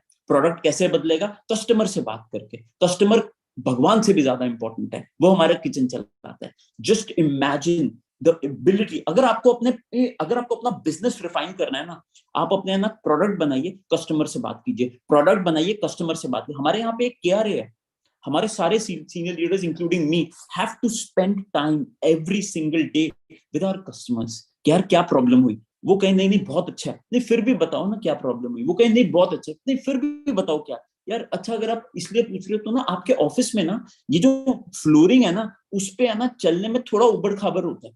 फिर हमने आगे उसको चेंज किया, and dynamic product is going to be the most important thing for you. Innovation, हम कहते हैं इनोवेशन की जहां पर हम बात करते हैं, सर ने बड़ी अच्छी बात बताई कि इनोवेशन एक प्रोसेस है, एक माइंडसेट है। तो हमने जब कीन ऑब्जर्वेशन की बात की लक में, keen observation into boldness into grit. Boldness means go for large ideas. ये मत सोचो कि ये वाला मैं कैसे करूंगा, मैं तो गरीब घर से हूं, मेरे को तो इंग्लिश नहीं आती, कोई फर्क नहीं पड़ता। मेरे को तो टेक्नोलॉजी नहीं आती, वो भी फर्क नहीं पड़ता। कोई भी ऐसी चीज ऐसी नहीं है जो हम सीख नहीं सकते। होता क्या है, हमारा माइंड हमारे को, और सोसाइटी बताती है, हमारे माँ बाप कहते हैं अरे पागल इतना बड़ा सपना मत देख, तू नौकरी कर। कोई ऐसी चीज नहीं है जो हम नहीं कर सकते। जो एक इंसान ने सोच लिया, उसको बिलीव कर लिया, आपका थॉट, आपकी सोच आपका कर्म है। हमेशा पॉजिटिव सोच से अगर आप मेहनत करोगे तो वो पक्का चलेगा। एंड द लास्ट वन, तो हमने लक पे बात की, कीन ऑब्जर्वेशन, बोल्डनेस और ग्रिट। ग्रिट मतलब परसिवरेंस, हम लोग इसके ऊपर आएंगे। 3 P's क्या होते हैं? प्रोडक्ट की हमने बात की, उसके बाद होता है पैशन। आपको पसंद क्या है? मैं बहुत सारे स्कूलों में जाता हूँ और मेरे से पेरेंट्स पूछते हैं हमें अपने बच्चे का पैशन पता कैसे चलेगा? मैं उनको कहता हूँ कि जब टीचर, मैं लास्ट बेंच पे बैठता था, जब टीचर ब्लैक बोर्ड पे पढ़ा रही होती है और बच्चा जब डे ड्रीम कर रहा होता है, वो पहले पेजेस पे नहीं मिलेगा, पैशन आपको मिलेगा आखिरी पन्ने पे किताब की। जब वो है ना, कोई बिल्डिंग बना रहा है, कोई प्लेन बना रहा है, your passion is innate, it is your right to self express your passion. ऐसा कौन सा काम है जिसके लिए आपको पैसे से फर्क नहीं पड़ता कि पैसा आए या ना आए, मुझे काम करने में मजा आ रहा है। जहां पे ऐसा हो जाए कि दोस्तों के साथ मूवी देखने का मन ना हो, माँ बाप के साथ मूवी देखने का मन ना हो, नेटफ्लिक्स खोलने का मन ना हो, वो आपका पैशन है। और जब पैशन पता चल जाए, उसको अच्छे प्रोडक्ट के साथ, ग्रिट, परसिवरेंस के साथ लगिए उसके ऊपर, हार मत मानिए। वो कहता है नन्ही चींटी जब दाना लेकर चढ़ती है, चढ़ती दीवारों पर 100 बार फिसलती है, मन का विश्वास रगों में साहस भरता है, चढ़कर गिरना, गिरकर चढ़ना न अखड़ता है। मेहनत उसकी लेकिन बेकार नहीं होती, कोशिश करने वालों की कभी हार नहीं होती। असफलता एक चुनौती है, उसे स्वीकार करो। Failure is the most important thing. कहता है असफलता एक चुनौती है, उसे स्वीकार करो, क्या कमी रह गई थी देखो और सुधार करो। जब तक मंजिल ना मिल जाए नींद चैन को त्यागो तुम, संघर्ष का मैदान कभी ना छोड़ भागो तुम, कुछ किए बिना ही जय जयकार नहीं होती, कोशिश करने वालों की कभी हार नहीं होती, कोशिश करने वालों की कभी हार नहीं होती। और आखिरी में मैं आपको सिर्फ 2-3 चीजें ये बताना चाहूंगा कि जब भी आप कुछ भी करें ना, अपनी कंपनी को ना प्रोडक्ट मत बनाइए, अपनी कंपनी को कॉज बनाइए। Do you no Apple is not a mobile phone seller, Apple is the largest camera seller of the world. Kodak का बिजनेस लोगों को लगता है निकॉन ने खाया, नहीं, कोडैक का बिजनेस एप्पल ने खाया। वो उसको भाप नहीं पाए, और साइंस बहुत सारे होते हैं। The idea is that you need to have a belief. Apple का, अगर आप एप्पल के सिलिकॉन वैली ऑफिस में जाएंगे, बड़ा बड़ा लिखा हुआ है, we are the most creative company in the world. Nike जूते नहीं बेचता, they say that we want humanity to be fit. जब आप अपनी कंपनी के साथ एक ऐसा इंटेंजिबल कॉज जोड़ देते हैं, you become huge and then customers start trusting you। and आप कुछ भी काम करें ना, उसको बड़ा बनाने के लिए ना, उसको एक इम्पैक्टफुल सोशल कॉज से जोड़ दें। और जब भी आप कोई भी ब्रांडिंग करें, 3 चीजें याद रखिएगा। एक, अभी ना प्रॉफिट्स आर इंपॉर्टेंट। अभी तक हमारे बिजनेसेस क्वार्टर ऑन क्वार्टर चलते हैं कि यार इस क्वार्टर में पैसा ज्यादा आ जाए, फ्यूचर चेंज होने वाला है। Purpose over profits, because profits long term में तभी आएंगे जब पर्पस सॉल्व होएगा। और पर्पस क्या होता है? कस्टमर को सॉल्व करने के बाद 3 पर्पस होते हैं, अपनी टीम, आपका एनवायरनमेंट और कम्युनिटी। आप अपनी कम्युनिटी को वापस क्या दे सकते हो? आप अपने, जैसे हम लोगों ने इनोवेट बेचने के बाद जब पैसा कमाया, हमने 2.5 साल में 220 करोड़ से ज्यादा में ऑल कैश डील किया ओयो के साथ। हम लोगों ने जब ये बिजनेस बेचा, पैसा आया, तो हमने यूनिवर्सिटी बना रहे हैं सब लोग मिलके, और ये not for profit university. The idea is can you create an impact. वो कहता है जब अब इस जीवन में आए हैं, तो क्या हम लोग सिर्फ 9 to 5 की नौकरी करने के लिए आए हैं, या फिर हम देश में इम्पैक्ट क्रिएट करने के लिए आए हैं? और लास्ट चीज मैं आपको बताना चाहूंगा, as founders your role is, आप CBO, chief budgeting officer, you have to budget your time, you have to budget your money, you have to budget finances and be frugal, be agile but frugal। अपने time का बहुत ध्यान रखिए। ऐसे किसी दोस्त के साथ ज्यादा टाइम मत स्पेंड कीजिएगा जो आपको अपने गोल से भटकाए। ऐसे किसी दोस्त के साथ ज्यादा टाइम मत स्पेंड कीजिएगा जो आपको गलत आदतों में लगवाए। ये एक बड़ी टेंडर एज है, आप अपना टाइम जहां डालोगे वो चीज एक्सपैंड होती जाएगी। और हमारा देश, मैं यहाँ पर एक ही थोड़ा भावुक हो जाता हूँ, लेकिन यहाँ पर मैं एक ही चीज बताऊंगा, हमारा देश, जैसे सर ने कहा सोने की चिड़िया, हमारा देश, मेरे को सिर्फ एक ही चीज पे गुस्सा आता है। आप ये देखिए, हमारे देश के 35% लोग सैन फ्रांसिस्को में बैठ के गूगल, फेसबुक, व्हाट्सएप, एप्पल ये सब चलाते हैं। और द क्वेश्चन इज, हम यहाँ से क्यों नहीं चला सकते? हम अपने देश में मैं ये कहूंगा कि क्यों यश गुप्ता, क्यों गूगल नहीं बना सकता अगला? आज मैं कहूंगा ना कि नहीं यार, यश गुप्ता गूगल बनाएगा, वो चश्मे वाला लड़का, मोटे मोटे चश्मे पहना हुआ है, जो थोड़ा सा इल कॉन्फिडेंट है, वो गूगल बनाएगा, सब हंसेंगे। बट अगर मेरे में और यश में ये बिलीफ आ गया ना कि मैं गूगल बनाऊंगा, तो गूगल बनेगा। हो सकता है उसको 50 साल लगे, लेकिन बनेगा। The whole idea is that Bharat भाग्य विधाता हमें टेक्नोलॉजी की मदद से, हमें हिंदुस्तान को टेक्नोलॉजी का मक्का बनाना है। हमें हिंदुस्तान को वो एम्प्लॉयमेंट इन जनरेटर ऐसा बनाना है कि गोरे लोग यहाँ पे आके काम करें, जैसे सर ने कहा। और आप कुछ भी काम करिए, आप सोसाइटल इम्पैक्ट का बहुत ध्यान रखिएगा। फॉर प्रॉफिट सोसाइटल इम्पैक्ट हो सकता है। आप बांग्लादेश में मोहम्मद यूनिस का ग्रामीण बैंक की रिसर्च कीजिए। ग्रामीण bank is one of the largest micro finance organisations for women. अगर हम बात करें हिंदू, और अभी हम क्या कर रहे हैं, यूएस में उबर है, इंडिया में ओला चालू कर दिया, यूएस में अमेजोन है, इंडिया में फ्लिपकार्ट चालू कर दिया। ये अच्छा है, लेकिन इंडिया में खुद इतने सारे चैलेंजेस हैं जो हम यूएस लेके जा सकते हैं। जैसे मोबाइल पेमेंट्स, पेटीएम जैसी कंपनीज मोबाइल पेमेंट्स में, इंडिया का जो इंफ्रास्ट्रक्चर है वो यूएस से 100 गुना बेहतर है। और यही अब कनाडा में, जापान में जा रहे हैं। अगर आपको पता हो, पेपे करके एक कंपनी है which has been created by Paytm in Japan. Hindustan की technology made in India for the world is our goal. जो अंश जैसे, चाहत जैसे, मर्जीना जैसे, स्मृति जैसे, इतने सारे, और ये नहीं फर्क पड़ता आप लड़का हैं या लड़की हैं। ये एक और मैं आपको बता दूं, बड़े सारे लोगों के वो होते हैं। तो मैं और अगर हम बात करें, लास्ट चीज जो मैं यहाँ पे ये बताना चाहूंगा कि सस्टेन्ड इनोवेशन। अगर आपने पेटीएम का साउंड बॉक्स का नाम सुना होगा, तो गांव में लोगों को पेटीएम करना नहीं आता था, उन्होंने साउंड बॉक्स बना दिया कि आप मुंह से ही पेटीएम कर लोगे, बोल के ही पेटीएम कर लोगे। This is innovation. हिंदुस्तान के अंदर जब हिंदुस्तान के अंदर जब अमेज़न पहली बार आया, चला ही नहीं। उनको समझ नहीं आया क्यों नहीं चला, क्योंकि इंडिया कैश इकोनॉमी थी। इंडिया में उन्होंने इनोवेशन लेके आए, कैश ऑन डिलीवरी। इनोवेशन बड़े टाइप्स की होती है। मेरी एक पोर्टफोलियो कंपनी है कॉल्ड स्टेज, वो बना रहे हैं नेटफ्लिक्स फॉर इंडिया, वो हरियाणवी कंटेंट बना रहे हैं। I was the first investor. मेरी एक पोर्टफोलियो कंपनी है कॉल्ड जो स्टॉक्स। मैं उनसे बात किया, उन्होंने कहा टेड तो कोई देखता ही नहीं क्योंकि इंग्लिश नहीं समझ में आती। हमारे देश में Hindi is a comfortable language. I was very happy when Ankita said that आपको हिंदी में बात करनी है। I'm comfortable with Hindi. I don't like English. It's a good language, but I don't like speaking in English. The idea is Shiro's, Sairi, I'm one of the investors of Shiro's, and Shiro's में अगर आप देखें, world's largest women network. मैं आपको ये कह रहा हूँ कि हिंदुस्तान में इतने challenges हैं। एग्रीकल्चर, दुनिया की सबसे बड़ी इकोनॉमी एग्रीकल्चर है।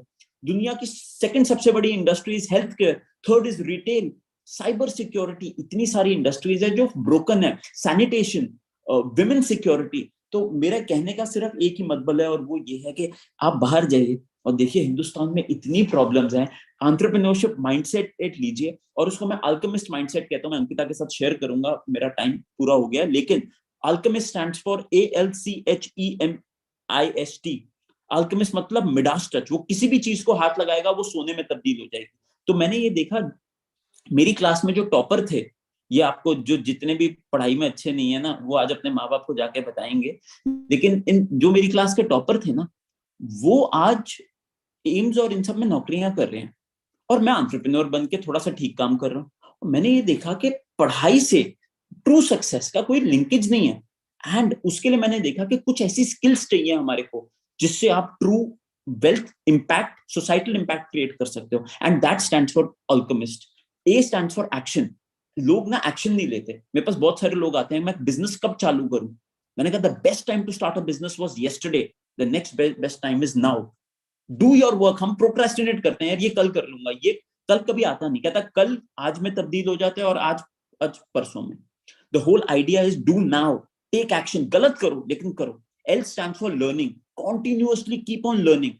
Daily make sure or you read 20 pages is of book. आप कितने ही आपके घर में बिस्तर हो या ना हो, आपके घर में टेबल हो या ना हो, किताबें होनी चाहिए।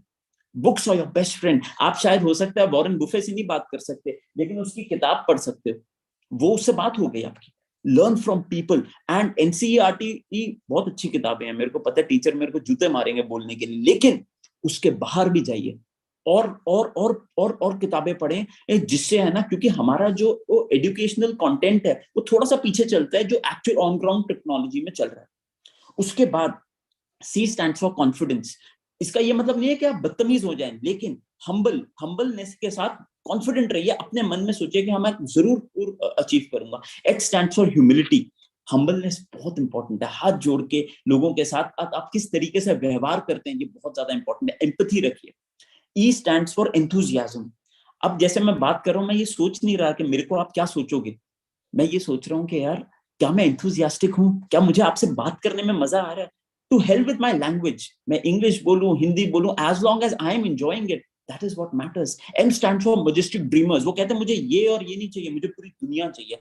आपका प्रोडक्ट, मैं आपसे एक क्वेश्चन करता हूँ, आप अगर आज एक प्रोडक्ट दिल्ली में बेच रहे हो, कल चेन्नई में क्यों नहीं, परसों यही प्रोडक्ट साउथ अफ्रीका में क्यों नहीं, और उसके बाद कल को अगर और चंद्रमा पे ह्यूमैनिटी बसती है, वहां क्यों नहीं बेच सकते। Think as large as you can. I stands for innovation, जो हमने बात की। S stands for strategic thinking. Strategic thinking means आप अपने गोल्स को लिखिए। मेरे को नहीं पता कितने लोग गोल्स लिखते हैं। Every day write down your goals. What do you want to achieve? मैंने आज से जब मैं 23 इयर्स का था, जब मैंने अपना बिजनेस चालू किया, मैंने अपने वॉलेट के अंदर 250 करोड़ लिखा कि मेरे को 250 करोड़ रुपए अपने बैंक में चाहिए by the time I turn 30। The biggest challenge here is कि मैं सिर्फ 250 लिखा, इसीलिए मेरे पास आज सिर्फ 250 ही है। And that is the biggest challenge. अगर मैं 2500 लिखता तो शायद 2500 होते। और ये चीज को है ना, what ever you think and you quantify and you measure, you will achieve. And the last thing is tinkering. Meet people. You are amongst a great group of people. Your teachers, you have direct access to the ministry. Ankita, Monica ma'am, just talk to them, learn from them, and ensure that you are talking in a lot or to people. So I'll not take more time. I think I've already overspoken my welcome. Thank you, Ritesh sir. That was very engaging. अभी थोड़ी देर पहले sir ने और आपने इतना enthuse कर दिया कि मुझे लग रहा है हम सब भी एंटरप्रेन्योर्स ही बन जाएं। अब मैं इनवाइट करना चाहूंगी अपने बच्चों को जल्दी से। उन्होंने बहुत सारे क्वेश्चंस चैट बॉक्स में डाले हैं। सैडली टाइम के कंस्ट्रेंट की वजह से हम सारे तो नहीं ले पाएंगे, बट कुछ बहुत इंटरेस्टिंग क्वेश्चंस हैं। तो मैं सबसे पहले रिक्वेस्ट करूंगी वसीम को कि वो खुद को अनम्यूट करके रितेश सर से एक क्वेश्चन पूछे। Wasim. Hello sir. Hi Wasim. Hello sir, I have a question. Entrepreneurship can be a tough road in the difficult moments. How do you stay focused on moving forward and making progress? Here, Wasim, it's very simple. Do you know the toughest road is actually job? Because it's not easy to go to job every day, sustain, and especially in a disruptive environment. आप ये देखिए, हमें लगता था job ऐसे ही चलेगी, Covid ने हमें दिखा दिया कि जॉब ऐसे नहीं चलती। तो सबसे पहला क्या, अगर आपका लॉन्ग टर्म विजन है ना, हम लोगों की एक थ्योरी है called the 300-year theory. We think about क्या 300 साल तक हम एक चीज बना सकते हैं जो हमें आउटलिव कर दे। एंड जब आपकी इतनी बड़ी विजन होती है ना, तो होता क्या है, जो आपकी डे टू डे ट्रबल्स होती है ना, उससे आप है ना 2 मिनट में सॉल्व कर देते हो। सेकेंडली ना, I think as an entrepreneur, calmness is very important. You need to be focused, you need to chill out, because by the end of the day, what does not kill you makes you stronger. तो just the idea is that और इसका क्या है, आप जितना अभ्यास करोगे, आप क्रिकेट जितनी बार खेलोगे तो उतना आप महारत हासिल कर लोगे। ऐसे ही आप जितनी देर एंटरप्रेन्योरशिप में डेली प्रॉब्लम्स को टैकल करोगे। पहली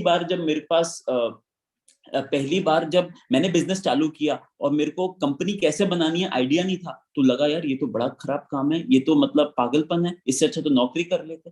बट जब आप ये करते रहते हो फिर मजा आने लग जाता है, फिर लगता है कि यार ये तो सब सिंपल है। आप में आत्मविश्वास तभी होगा जब आप एंटरप्रेन्योर हो, क्योंकि आप इतनी प्रॉब्लम सॉल्व कर रहे होते हो कि आपको डर नहीं लगता। मैं तोतला था तो मेरे को है ना पब्लिक स्पीकिंग का बहुत फियर था। अब मेरे को फर्क नहीं पड़ता कि आप मेरे बारे में क्या सोच रहे हो, I don't care. And that confidence will come once you start solving problems on your own. Thank you sir.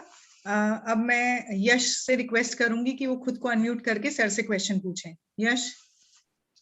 Sir, जैसा कि आपने कहा था कि फेलियर्स जो हैं हमें सिखाते हैं, तो सर मैं आपसे ये पूछना चाहता हूँ कि आपने अपनी लाइफ में जितने भी फेलियर्स को फेस किया है उनसे आपने क्या सीखा, कुछ मेन पॉइंट्स हमें बताइए प्लीज। तो यार बहुत सारे फेलियर्स हैं, मतलब very few people know this. मैंने इतने सारे बिजनेसेस किए हैं, बहुत सारे फेल हुए हैं। आपको है ना सक्सेसफुल एक ही बार होना है सक्सेसफुल होने के लिए। आप एंड फेलियर का ना, फेलियर ना, it is success turned inside out. What will happen is, जैसे ही आप फेल होगे ना, आपको लगेगा धाराशायी हो गया। और हमारे देश में है ना, फेलियर एक्सेप्ट नहीं किया जाता। हमारी फैमिली कहती है यार तू फेल हो गया। अब मैं जब एक बार मैथ्स के टेस्ट में फेल हुआ, घर पे मातम था, फेल हो गया तू। आप दे डोंट रियलाइज मेरे फेल होने की वजह से I am out of my comfort zone. कहता अगर आपको दुनिया में सक्सेस करनी है ना, आप अपनी कंफर्ट जोन छोड़ दो। Go away from your comfort zone, keep increasing your comfort zone. वो कहता मैं अपने फादर से पूछता हूँ, तो मैंने उनसे पूछा कि what is that one thing which helped me। उन्होंने मेरी जर्नी देखी है on failure. One thing which was very constant is failure को ना कभी दिल से नहीं लगाना चाहिए। आपको पता है हमारे देश ने फेलियर पहली बार कब एक्सेप्ट किया? 2019 में, जब चंद्रयान 30 किलोमीटर ऊपर से कनेक्शन छोड़ दिया था ना, हम सब भारतवासियों ने 136 करोड़ लोगों ने एक दूसरे का हाथ पकड़ लिया और पहली बार फेलियर एक्सेप्ट किया। It is better to fail on a larger mission than to succeed on going from Delhi to Bombay. धरती से चंद्रमा पे जाने में जो फेलियर है ना, वो so the whole idea is, I think एक फेलियर आपको है ना बहुत, एक तो आपको ह्यूमिलिटी सिखाता है।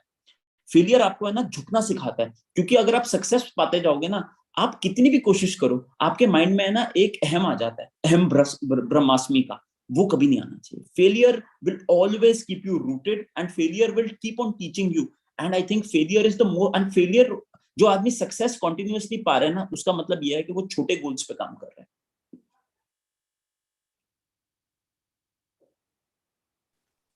Thank you so much, sir. That was a truly engaging session, but we need to move on. बहुत सारे questions है chat box में जो मैं उम्मीद करती हूँ कि अंकिता मैम आपसे शेयर करेंगी और हम आपसे आंसर्स लेके अपने स्टूडेंट्स से आगे शेयर करेंगे। बिल्कुल। अब मैं इनवाइट करूंगी हमारी आज की second guest speaker Swati Bhargav ma'am को। आप उनके बारे में सुनने के बाद उनसे प्रभावित हुए बिना नहीं रह पाएंगे। सिंगापुर में हाई स्कूल की पढ़ाई के लिए स्कॉलरशिप और फिर लंदन स्कूल ऑफ इकोनॉमिक्स में ग्रेजुएशन करने के लिए स्कॉलरशिप हासिल करने वाली ये नंबरों की जादूगर हैं और अंबाला शहर से हैं। आपका ब्रांड कैश करो इंडिया की सबसे बड़ी कैशबैक साइट है। ई कॉमर्स और ऑनलाइन स्पेस में खरीदारों को और बढ़ाने के लिए स्वाति और उनके पति रोहन ने अर्न करो की शुरुआत की, जो इंडिया का पहला सोशल कैशबैक ऐप है। द इकोनॉमिक टाइम्स की 4 विमेन ट्रेल ब्लेजर्स इन ई कॉमर्स के लिस्ट में स्वाति जी का नाम भी शामिल है। हाल ही में आपको यंग ग्लोबल लीडर्स फोरम के द्वारा यंग ग्लोबल लीडर नॉमिनेट किया गया है। बच्चों की उत्सुकता बढ़ती जा रही है। सो मैम, आप बात करेंगी $0 to $1 billion in sales, my entrepreneurship journey and lessons learned। 15 minute के लिए आप बच्चों को अपने इस टॉपिक से अवगत कराइए और फिर वो आपसे प्रश्न पूछेंगे। मैम, आपका स्वागत है। Thank you so much. आपने इतनी ज्यादा बड़ी इंट्रोडक्शन दे दी है उतनी तो जरूरत नहीं थी। आपको मेरी स्क्रीन दिख रही है? बिकॉज मुझे अभी ठीक से पता नहीं लग रहा कि मैं स्क्रीन पे हूँ कि नहीं। आप मुझे देख पा रहे हैं? Yeah, we can see you properly. Yes, okay, great, ठीक है, great. Hi everybody. आप में से कई लोग ऐसे हैं जिन्होंने ऑलरेडी मुझे इंस्टाग्राम पे मैसेज भी किया है, so it's really nice to see you all. And मैंने अभी जैसे 3 बजे हैं, 3 से 3:15 के बीच में मैं आपको सिर्फ अपने बारे में थोड़ा बताना चाहती हूँ और अपनी थोड़ी जर्नी के बारे में बताऊंगी, और 3:15 से 3:30 हम आपके क्वेश्चंस को एड्रेस करेंगे, क्योंकि मैं देख रही हूँ चैट पे इतने सारे क्वेश्चंस हैं, तो आई गेस सबसे ज्यादा उन्हीं को आंसर करना चाहिए अपनी पूरी बातें करने की जगह। बट थोड़ा सा इंट्रोडक्शन मैं आपको दे देती हूँ ताकि आपको पता लग जाएगा। एंड टॉपिक को भी हमने थोड़ा सा ट्वीक कर दिया क्योंकि हमें काफी क्वेश्चंस फंडरेज के अराउंड आ रहे थे, तो इसलिए मैंने सोचा इस बार अपनी जर्नी में आपको मैं थोड़ा सा फंड रेजिंग के बारे में भी बताऊंगी कि हमारा कैसा एक्सपीरियंस रहा।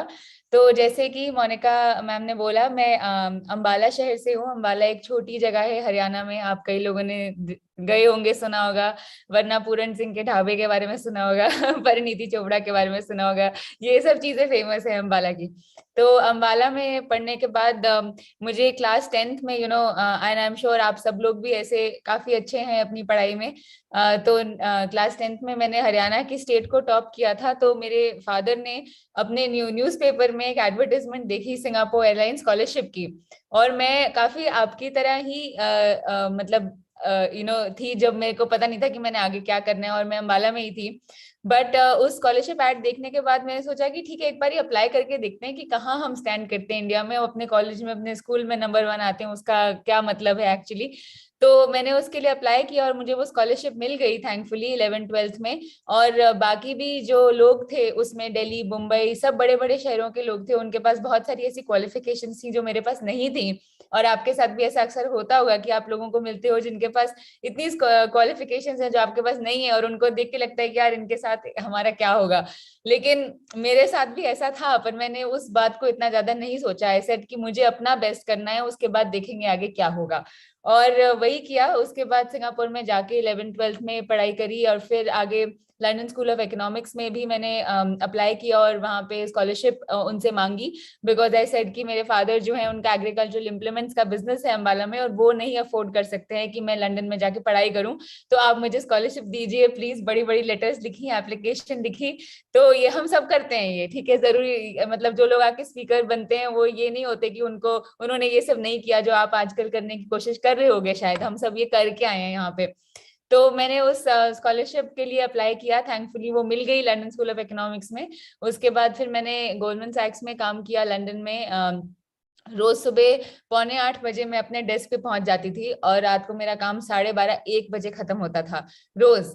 तो 5 साल तक मैं यही करती थी, और इसलिए जो लोग आज देखते हैं, कई बार लोग मैसेज करते हैं मैम आपके लिए तो बहुत इजी है, आपने तो ये कर लिया, तो मैं सोचती हूँ कि तुम्हें पता नहीं है कि कुछ करके ही आगे पहुंचते हैं। तो 5 साल तक दिन रात एक ही किया। मेरे पेरेंट्स भी जब लंदन घूमने आए तो मैं उनको पूरे 10 दिन में 2 बार ही डिनर पे मिली बस, क्योंकि पूरा टाइम मैं ऑफिस में रहती थी। तो इसलिए हार्ड वर्क जो है वो सबको करना पड़ता है, अपने हर क्षेत्र में करना पड़ता है हार्ड वर्क। तो वो करने के बाद जब मेरे हस्बैंड रोहन भी लंदन में थे, हमारी आफ्टर वी गॉट मैरिड, उसके बाद उनको हमेशा बिजनेस करने की बहुत ही चाहत थी कि हम कुछ अपना बिजनेस करें। तो हमने देखा कि ये कैशबैक का आइडिया जो है ये काफी पॉपुलर था यूके में, लोग कैशबैक साइट्स यूज कर रहे थे। तो हमने सोचा उसको इंडिया में लेके आते हैं। तो हम उसको इंडिया में लाए, कैश करो लॉन्च किया। और गोल्डमैन सैक्स के बैकग्राउंड के बाद जब मैं इंडिया में आई तो मैं किसी को नहीं जानती थी यहाँ पे। जैसे अभी कई बार आप लोग भी मुझे मैसेज करते हो, कहते हो मैम हम उनके साथ पार्टनर करना चाहते हैं पर हम किसी को जानते नहीं है। तो हम भी ऐसे ही थे, किसी को नहीं जानते थे। तो हमने अपना लिंक्डइन का अकाउंट बनाया, ट्विटर का अकाउंट बनाया, इंस्टाग्राम का अकाउंट बनाया, उसको ग्रो करना शुरू किया। फिर वहां से लोगों को मैसेज करे, जैसे उस समय मुझे याद है लिंक्डइन पे मैं विजय शेखर को मैसेज करती थी, पेटीएम पे कुणाल बहल को मैसेज करती थी, स्नैपडील पे। आप में से कई लोग हैं, आप मुझे मैसेज करते हैं कि मेरे मैसेजेस आगे पास कर दो, कभी रितेश को, कभी विजय को। तो ये सब मैं भी कोशिश करती थी उस समय, लेकिन किसी ने पास नहीं करे मैसेजेस, क्योंकि कोई नहीं करता, क्योंकि उनको लगता है कि अभी अपने मैसेज कोई पढ़ नहीं रहा, किसी और के कहाँ पास करें। तो वो खुद ही करना पड़ता है, ठीक है। तो खुद ही किया उसको। फिर लिंक्डइन पे मैंने जर्नलिस्ट को मैसेज किया, अपने बिजनेस के बारे में बताया। उसके बाद ऐसे ऐसे करके धीरे धीरे कोशिश करते रहते कुछ ना कुछ, और बिजनेस चलने लग गया, कैश करो चलने लग गया। फिर हमने अपना पहला राउंड ऑफ फंड रेजिंग किया, जो यूके में जिन लोगों को हम जानते थे उनको हमने बोला कि आप लोग थोड़ा सा पैसा डालिए हमारी कंपनी में। पहला राउंड जो है वो फ्रेंड्स एंड फैमिली राउंड एक तरह से आसान हो जाता है करना, कि जो जिनको आप जानते हो उनको बोलो कि चलो थोड़ा छोटा हमें राउंड करके दे दो। उस समय जैसे आजकल अब आपको दिल्ली सरकार कर रहे हैं प्रोग्राम्स, ये सब उस समय नहीं होता था। तो हमारे पास ऐसा कोई प्लेटफॉर्म नहीं था जहां हम जाके ये सब डिस्कशन कर सकते हैं। तो हमने पहला राउंड वहीं से किया। उसके बाद उससे लेके बिजनेस को बड़ा किया। फिर उसके बाद डिफरेंट फंड रेजिंग में अपने वीसीज जो हैं उन सबको मैसेजेस करे। उसमें से कलारी कैपिटल का मैसेज वापस आया कि ठीक है मीटिंग करते हैं। मीटिंग किया, प्रेजेंटेशन किया हर स्टेज पे। उसके बाद फिर वो कलारी ने इन्वेस्ट किया पैसा। फिर उनको बोला कि यार मिस्टर टाटा से मिलवा दो प्लीज, आप लोग तो जानते हो उनको। मिस्टर टाटा के सामने मीटिंग करवाई। मुंबई में जाके मैं मिस्टर टाटा को मिली, उनके साथ लंच किया। और लंच तो उन्होंने किया, मैंने प्रेजेंटेशन करी तो उसके बाद वो अपना टेबल पे लंच करे और मैं उधर प्रेजेंटेशन करी, और उस प्रेजेंटेशन से मैंने बहुत कुछ सीखा, क्योंकि मेरे को उन्होंने बोला कि यहाँ साइड पे आप प्रेजेंटेशन करो और हम यहाँ बैठ रहे हैं, सब लोग टेबल पे बैठ के खाना खा रहे हैं। तो फिर मैंने सोचा कि मैं साइड पे प्रेजेंटेशन करती रहूंगी तो ये मुझे देखेंगे कैसे, हमारा आई कांटेक्ट भी नहीं होगा, जब कोई आई कांटेक्ट नहीं होता किसी का तो कोई इन्वेस्टमेंट कैसे करेगा, हमारी कुछ रिलेशनशिप ही नहीं बनेगी।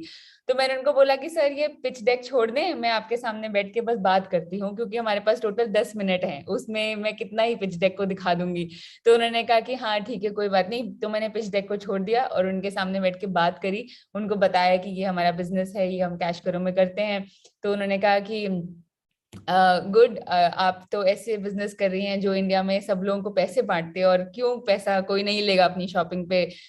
तो इसलिए फिर उसके बाद उन्होंने भी इन्वेस्ट किया। और फिर आगे हमने पिछले साल कोविड के समय एक नेक्स्ट राउंड भी किया, सीरीज बी फंड रेज किया कोरिया इन्वेस्टमेंट पार्टनर्स से। उसके थ्रू उसके लिए किसी इन्वेस्टमेंट बैंकर से टाई अप किया, बीच में एडवाइजरी फर्म्स को ढूंढा, उनको बोला कि आप हमारा पिच आगे करो। फिर उन्होंने मीटिंग अरेंज करी, ऐसे करके वो मीटिंग करके बाद में एक फंड रेज हुआ। अब इस साल 2022 में हम एक और राउंड करेंगे होपफुली। और फंडरेज कभी रुकता नहीं है बट फंडरेज पे और बताने के पहले मैं आपको थोड़ा बताना चाहूंगी कि बिजनेस क्या है, ताकि आपको वो भी थोड़ा सा समझ आएगा कि कैसे हमने उसको अप्रोच किया। तो बेसिकली हम लोग क्या करते हैं, हमारी एक ऐप है कैश करो करके, आप उसको अपने एंड्रॉइड पे डाउनलोड कर सकते हैं। और आप कैश करो पे देखेंगे तो अमेजॉन, मिंत्रा, जियो, बिग बाजार ऐसी सारी वेबसाइट्स लिस्टेड हैं। और आप इन किसी भी वेबसाइट पे अगर कैश करो से जाके शॉप करते हैं तो आपको अपनी सारी शॉपिंग पे कैशबैक मिलेगा हमारी तरफ से। 5%, 10%, 20% मिलेगा, जो सारा कैशबैक आपके कैश करो अकाउंट में इकट्ठा होता रहेगा। और आप जब चाहें तो उसको अपने बैंक में ट्रांसफर कर सकते हैं, या फिर अमेजॉन गिफ्ट कार्ड भी ले सकते हैं। तो बेसिकली हम लोग उस मार्केट को एड्रेस कर रहे हैं कि जो ऑनलाइन शॉपिंग करते हैं लोग इंडिया में, उनको कैसे सेविंग्स दी जाए। और ये एक तरीका है जिससे आप अपनी सारी ऑनलाइन शॉपिंग पे कैशबैक कमा के पैसे बचा सकते हैं। तो कूपन्स भी है, प्राइस कंपैरिजन भी है। तो इस तरीके से हम लोग अभी जो है लगभग 400-450 करोड़ रुपए कैशबैक बांट चुके हैं इंडिया में। और हर महीने हम लोग 400 करोड़ के करीब सेल्स ड्राइव करते हैं अपने पार्टनर्स को कैश करो के थ्रू। तो कैश करो है हमारी एक और ऐप है अर्न करो, और अर्न करो आप में से कई लोग यूज भी करते हैं, मुझे पता है क्योंकि आप इंस्टाग्राम पे मैसेज करते हैं मुझे। तो अर्न करो से आप अपनी डील्स शेयर कर सकते हैं। जैसे अर्न करो में आप गए, वहां से आपने मिंत्रा की कोई डील अपने व्हाट्सएप ग्रुप में शेयर कर दी, अपने टेलीग्राम पे कर दी, और आपके लिंक से अगर कोई कुछ खरीदता है तो आपको कमीशन मिलेगा। तो इस तरीके से लोग अर्न करो को यूज करते हैं अपना पैसा कमाने के लिए भी। तो ये हमारे जैसे 2 बिजनेस मॉडल्स हैं, और इनको अब हम आगे बढ़ा कर रहे हैं। और जो लोग फंड रेज के बारे में और सोचना चाहते हैं, समझना चाहते हैं, उसके लिए मैं आपको ये बोलूंगी कि 3-4 चीजें आपको जरूरी पहले लाइन अप करनी है। अच्छा मैं देख रही हूँ कि क्वेश्चंस भी आ रहे हैं। अच्छा आप प्रॉफिट कैसे कमाते हैं? तो प्रॉफिट, अंश वर्मा, अभिषेक सोनी, आप दोनों सेम क्वेश्चन पूछ रहे हैं। तो उसमें क्या है कि जैसे जब आप कैश करो से जाते हैं ना, लेट्स से अमेजोन पे गए, तो अमेजोन हमें 10% कमीशन देगा, हम आपको 7-7.5% कैशबैक देंगे। तो हर ऑर्डर पे हम लोग 2-2.5% अपना जो रखते हैं वो हमारा प्रॉफिट होता है। तो इसीलिए हम जो भी ट्रांजैक्शन कैश करो के थ्रू ड्राइव करते हैं उसमें से हमारा मार्जिन होता है, और ज्यादा से ज्यादा कैशबैक वापस देते हैं। तो इसलिए हम हर ऑर्डर पे एक्चुअली कमाते हैं।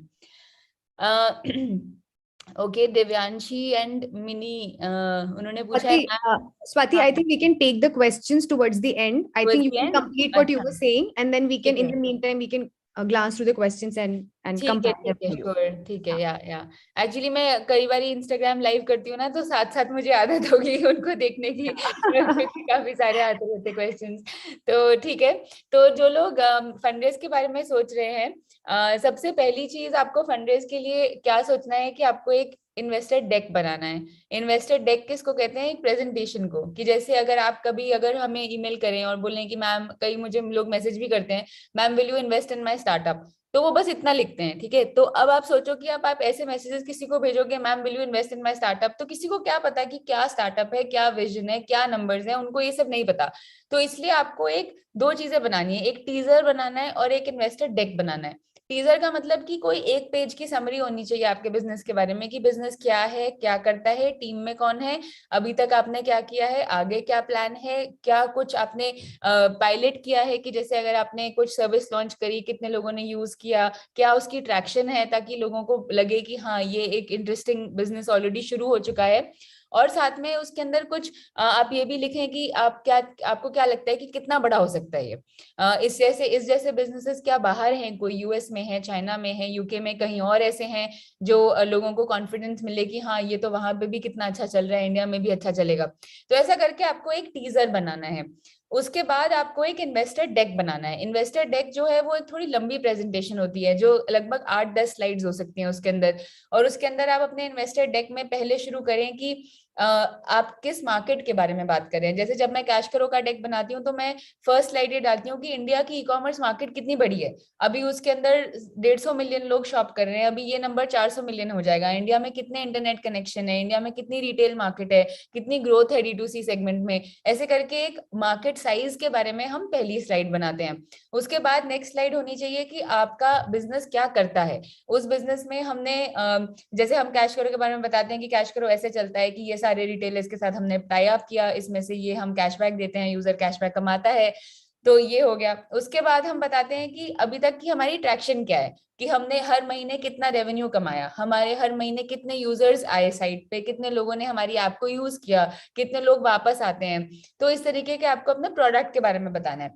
फिर आगे आपको अपने डेक में बताना है कि आप जो आप पैसा मांग रहे हैं, किसी से आप पैसा रेज करना चाहते हैं, आप उस पैसे का क्या करेंगे। आपने सोचा है कि आप टीम बनाएंगे, मार्केटिंग करेंगे, प्रोडक्ट में डालेंगे, क्या करेंगे। तो वो प्लान्स हमने उसके अंदर बताने हैं। उसके बाद आप बताइए कि आपको क्या लगता है कि ये बिजनेस कितना बड़ा होगा आगे। तो जैसे अगर मैं कैशबैक की बात करती हूँ तो मैं एग्जांपल देती हूँ कि देखो यूएस में ईबेट्स है जो $1 बिलियन कैशबैक साइट है, यूके में क्विडको है, चाइना में फैनली है, तो इंडिया में भी इतनी बड़ी कैशबैक साइट बन सकती है। तो इसलिए मैं उनको ये एग्जांपल देती हूँ कि जैसे $1 बिलियन बिजनेस बाहर है इस सेगमेंट में, मैं इंडिया में इस टाइप का सेगमेंट में बना सकती हूँ। तो दैट कवर्स द पॉइंट, क्योंकि मुझे लगता है कि इतना बड़ा ये बन सकता है इंडिया में। उसके बाद आप अपने डेक में डालिए अपनी टीम के बारे में, आपके साथ और कौन है। अगर आप ही आप हैं, टोटल अकेले हैं, तो हमेशा पैसा रेज करना थोड़ा मुश्किल हो जाता है, क्योंकि इन्वेस्टर भी सोचता है कि अच्छा अकेले कोई कितना कर लेगा। आपने कोई टीम बनाई साथ में, टीम में कौन लोग हैं, क्या वो कोई स्पेशलिस्ट हैं। जैसे मैं और रोहन अगर 2 फाउंडर्स हैं तो हम बताते हैं कि मैं कुछ मार्केटिंग पे फोकस करती हूँ, इन्वेस्टर रिलेशन फोकस करती हूँ, रोहन डेटा और टेक पे फोकस करता है। तो हमने आपस में काम कैसे डिवाइड किया है, वो भी इन्वेस्टर्स को अच्छा लगता है। क्योंकि देखिए जिस अर्ली स्टेज पे आप लोग हैं, जिस अर्ली स्टेज पे हम लोगों ने भी पैसा रेज किया है, आज तक कर रहे हैं एक्चुअली, उस स्टेज पे भी फाउंडर्स की बहुत इंपॉर्टेंस है स्टार्टअप में। तो फाउंडर इंप्रेसिव होना चाहिए, फाउंडर की डिटर्मिनेशन, फाउंडर का विजन, फाउंडर का बहुत कुछ मैटर करता है अगर फंड रेज करना है तो मतलब जो इन्वेस्टर है वो उसको मतलब आपके साथ उसका कुछ कनेक्शन, जान पहचान होनी चाहिए। तो इसलिए ये जरूरी है। उसके बाद अगर आप इस स्टेज पे है कि आप अपना बिजनेस लॉन्च कर चुके हैं और वो बिजनेस स्केल अप करने के लिए आपको पैसे रेज करने हैं, तो फिर आप थोड़ा सा अपना दिखाइए कि यूनिट मेट्रिक्स क्या हैं आपके बिजनेस के। मतलब आप कस्टमर जो हैं वो कितने पे एक्वायर करते हैं, वो कस्टमर कितनी बारी शॉप करता है, शॉप करने से आप कितनी क्या अर्न करते हैं, और नेट अर्निंग पर कस्टमर आपकी कितनी रहती है। ताकि आप हमेशा इन्वेस्टर को ये दिखाना चाहिए कि देखो एक कस्टमर का ये जर्नी है मेरी, उस पर मैं इतना कमाता हूँ या कमाती हूँ। और उसके बाद अगर मैं ऐसे कस्टमर को स्केल अप करूं, 100 कस्टमर लाऊं, 1000 10,000 लाऊं, तो मेरा बिजनेस कितना बड़ा बन सकता है। तो लेकिन अगर वो एक कस्टमर पे ही आपका अगर सही नहीं बैठेगा तो फिर कोई आपको 100 कस्टमर लाने के लिए क्यों देगा। मतलब कि अगर आपका कस्टमर कॉस्ट एक्विजिशन जो है वो 50 रुपए है और हर कस्टमर आपको 5 रुपए कमा के देता है, तो मतलब आप चाहेंगे कि कस्टमर 10 बार आपके साथ शॉप करे तब जाके आपकी रिकवरी होगी। अब अगर वो 10 बार आपके साथ शॉप करेगा 2.5 साल में, तो इन्वेस्टर सोचेगा यार ये 2.5 साल तक तो पैसे एक कस्टमर के ही रिकवर करता रह जाएगा, इसका बिजनेस में तो यूनिट मैट्रिक्स ही सही नहीं है। तो इसलिए ये बहुत जरूरी है कि आपको एक कस्टमर का यूनिट मैट्रिक्स जो है वो सही से आप अपने इन्वेस्टर को एक्सप्लेन कर सकें, बिकॉज तब उनको समझ आएगा कि ठीक है आपको भी अपने बिजनेस की पूरी समझ है और आपको इस इंडस्ट्री की पूरा पता है कि कैसे इस इंडस्ट्री में सब चीजें चलती हैं, चेंज होती हैं, और देन उनके अंदर कॉन्फिडेंस बढ़ेगा कि वो आपके साथ भी इन्वेस्टर बने। तो इसके I think maybe now we can see some questions. Ankita, काफी सारे आ चुके हैं जी। स्वाति जी, बहुत सारे क्वेश्चंस हैं, लेकिन हम सारे नहीं ले पाएंगे, टाइम कंस्ट्रेंट है। अंकिता मैम आपसे मेल पे शेयर कर देंगी। एक क्वेश्चन बनता है, लेकिन हेमंत प्लीज खुद को अनम्यूट करके मैम से क्वेश्चन पूछिए। हेमंत। हाय हेमंत, आप म्यूट पे हैं इसलिए सुन नहीं रहे। अगर हेमंत नहीं, हाँ जी मैम, हम अपने कंपनी को जल्दी से ग्रो कैसे कर सकते हैं? कुछ आइडिया, कुछ टेक्निक्स? जल्दी से ग्रो कैसे कर सकते हैं मतलब ये तो हर जना यही चाहेगा। आपके बिजनेस में मतलब क्या है, आपकी कंपनी क्या करते हैं? मैम, हम अलग अलग टाइप्स के लैम्प्स बनाते हैं, हैंडमेड लैम्प्स बनाते हैं। ओके, तो आई वुड से कि आपको दो चीजों के बारे में देखना है कि सी आपकी ग्रोथ दो जगह से आएगी। एक तो ये कि ज्यादा कस्टमर्स को आपके लैम्प्स के बारे में पता लगे और आप कस्टमर कहाँ से लाओ, और दूसरा ये कि क्या आप इतने सारे लैम्प्स बना पाओगे जल्दी, राइट? दोनों तरीके से देखना है। तो क्या आपके पास सप्लाई सॉर्टेड है? आप स्केल अप कर सकते हो? अगर आपको आज जैसे आप 10 लैम्प बनाते हो, आपको 100 बनाने हो तो बना लोगे? यस मैम, बना लेंगे।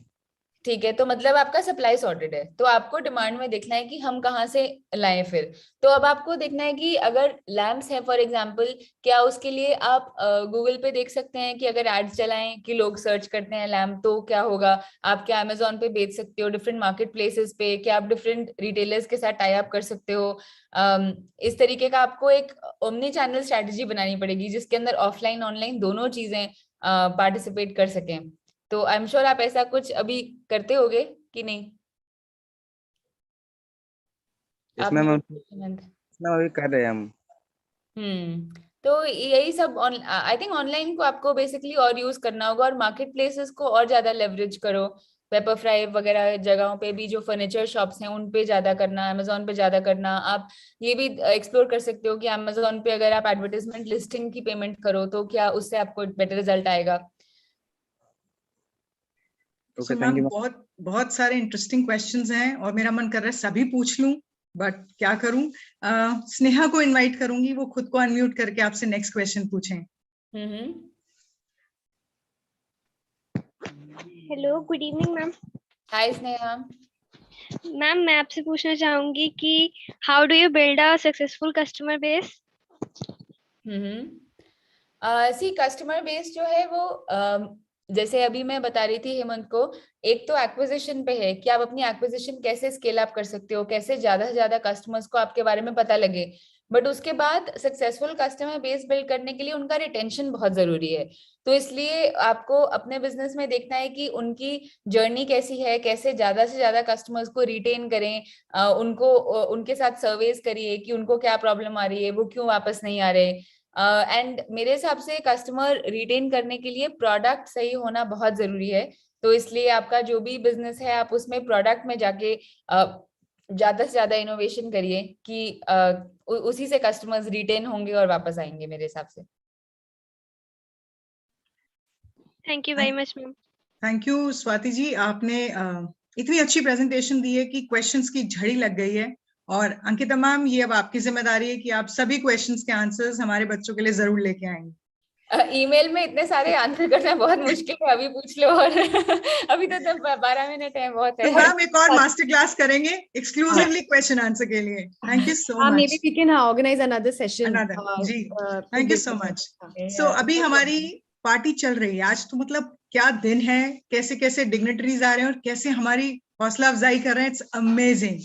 अभी इसी कड़ी में हमारे साथ जुड़ गई हैं दिल्ली शिक्षा क्रांति की नायक और EMC बिजनेस ब्लास्टर्स को और मजबूती प्रदान करने वाली आदरणीय MLA कालका जी से आतिशी मैम।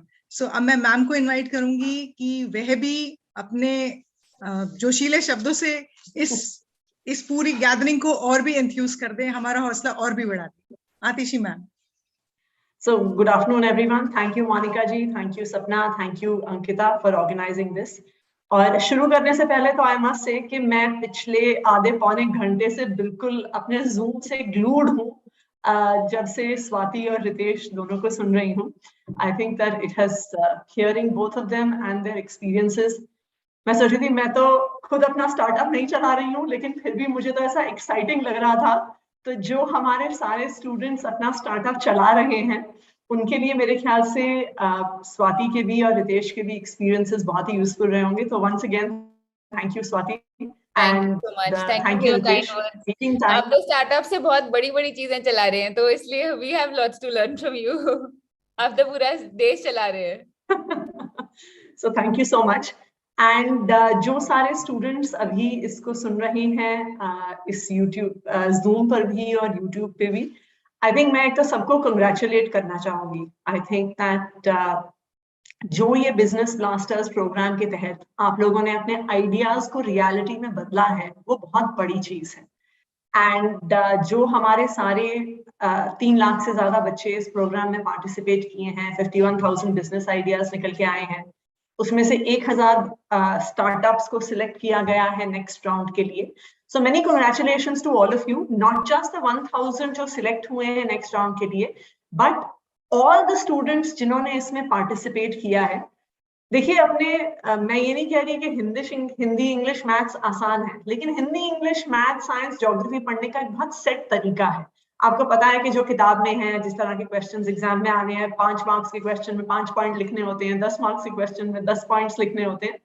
ये एक स्टैंडर्ड तरीका है जिससे पढ़ाई होती आई है, लेकिन एक आइडिया को सोचना और उसको रियलिटी में लेके आना, और चाहे हम फेल हो चाहे हम सक्सेसफुल हो, लेकिन इस प्रोसेस को कर पाना मैं मानती हूँ कि बहुत बड़ी चीज है। So I think all of you deserve congratulations. आप में से कई लोग जाने पहचाने भी लग रहे हैं, क्योंकि जो हमारे इवेंट्स हुए, जो टीवी पे टेलीकास्ट हुए थे, आप में से कई लोग उसमें भी शामिल थे। मैं एक बड़ा इंटरेस्टिंग एक्सपीरियंस शेयर करती हूँ कि जब ये इवेंट्स टेलीकास्ट हुए टीवी पे, तो संडे शाम 7 से 7:30 टेलीकास्ट होते थे। 7:30 से 8 बजे तक लगातार मेरा फोन बजता रहता था कि हमारे जो जान पहचान वाले हैं, फ्रेंड्स, रिलेटिव्स, लोग जो हमें जानते हैं, जो हमारी पार्टी और सरकार के बारे में जानते हैं, लगातार फोन आते थे और एक ही सवाल मुझसे बार बार ही पूछते थे, क्या ये रियली दिल्ली गवर्नमेंट स्कूल के बच्चे हैं? क्योंकि लोग हमें कहते थे कि हमारी एक इमेज है गवर्नमेंट स्कूल के स्टूडेंट्स के बारे में, और कहते हैं कि जिस कॉन्फिडेंस से इन स्टूडेंट्स ने अपनी पूरी बात को इतने बड़े बड़े इन्वेस्टर्स के सामने, सीईओज के सामने रखा, तो एवरीवन फेल्ट कि हम भी उस उम्र पे इतने कॉन्फिडेंट नहीं थे जितना आप लोग होते थे। और ये लगातार 8 एपिसोड्स के बाद 7:30 से 8 बजे तक मेरा फोन बजना नहीं बंद होता था। मैम एक क्वेश्चन और आता था कि ये स्क्रिप्ट तो नहीं लिख के दी थी आप लोगों ने कहीं? ये स्क्रिप्टेड तो नहीं था पूरा का पूरा? आप लोगों ने तो आइडिया नहीं दे दिए थे उन्हें? ये भी क्वेश्चन आते थे। सही। दूसरी मैं एक इंटरेस्टिंग चीज आपको सुनाती हूँ कि जब ये एपिसोड शूट हो रहे होते थे, तो हम में से कई लोग जो ऑन द साइड्स होते थे शूटिंग के दौरान स्टूडेंट्स के साथ, तो हम लोग आपस में डिस्कस करते थे कि आप लोगों के स्टार्टअप्स में हमें अपनी सेविंग्स लगा देनी चाहिए, क्योंकि यही तरीका है हमारे लिए मिलियनेयर्स और मल्टी मिलियनेयर्स बनने का। क्योंकि आप लोगों का जो कॉन्फिडेंस है और आप लोगों का जो सबका जज्बा है, उसे देख के हमें पूरा भरोसा था कि आप लोग लाइफ में बहुत आगे जाएंगे। एंड आई थिंक ये जो बिजनेस ब्लास्टर्स प्रोग्राम है, ये एक शुरुआत है, और इसकी शुरुआत जैसे शुरू में डिप्टी सीएम मनीष सिसोदिया जी ने भी कहा कि हमने इसकी शुरुआत क्यों करी। और ये सवाल बनता ही है, कोई हमसे ये भी पूछ सकता है कि भाई स्कूल में वैसे ही बहुत लोड होता है, इंग्लिश होती है, हिंदी होती है, मैथ्स होती है, केमिस्ट्री होती है, फिजिक्स होती है, ज्योग्राफी होती है, ये आपको क्या ऐसी आन पड़ गई कि अब आपको इसके साथ एक एंटरप्रेन्योरशिप माइंडसेट करिकुलम भी लाना पड़ा, कि आपको उसके साथ ये बिजनेस ब्लास्टर्स का प्रोजेक्ट लाना पड़ा? देखिए, मैं जब स्कूल में होती थी, तो हमें जब किसी स्कूल का कोई प्रोजेक्ट करना होता था, तो हमें स्कूल की लाइब्रेरी जाना पड़ता था। मान लीजिए हमें किसी कोई ज्योग्राफी का प्रोजेक्ट मिला कि सहारा डेजर्ट पे हमें प्रोजेक्ट करना है, तो हम लाइब्रेरी में जाते थे, इंसाइक्लोपीडिया ब्रिटानिका निकालते थे, उसमें एस के पन्ने पे जाते थे, और फिर जो सहारा डेजर्ट वाला सेक्शन होता था, उसमें सबका कॉपी में उसको नोट करते थे।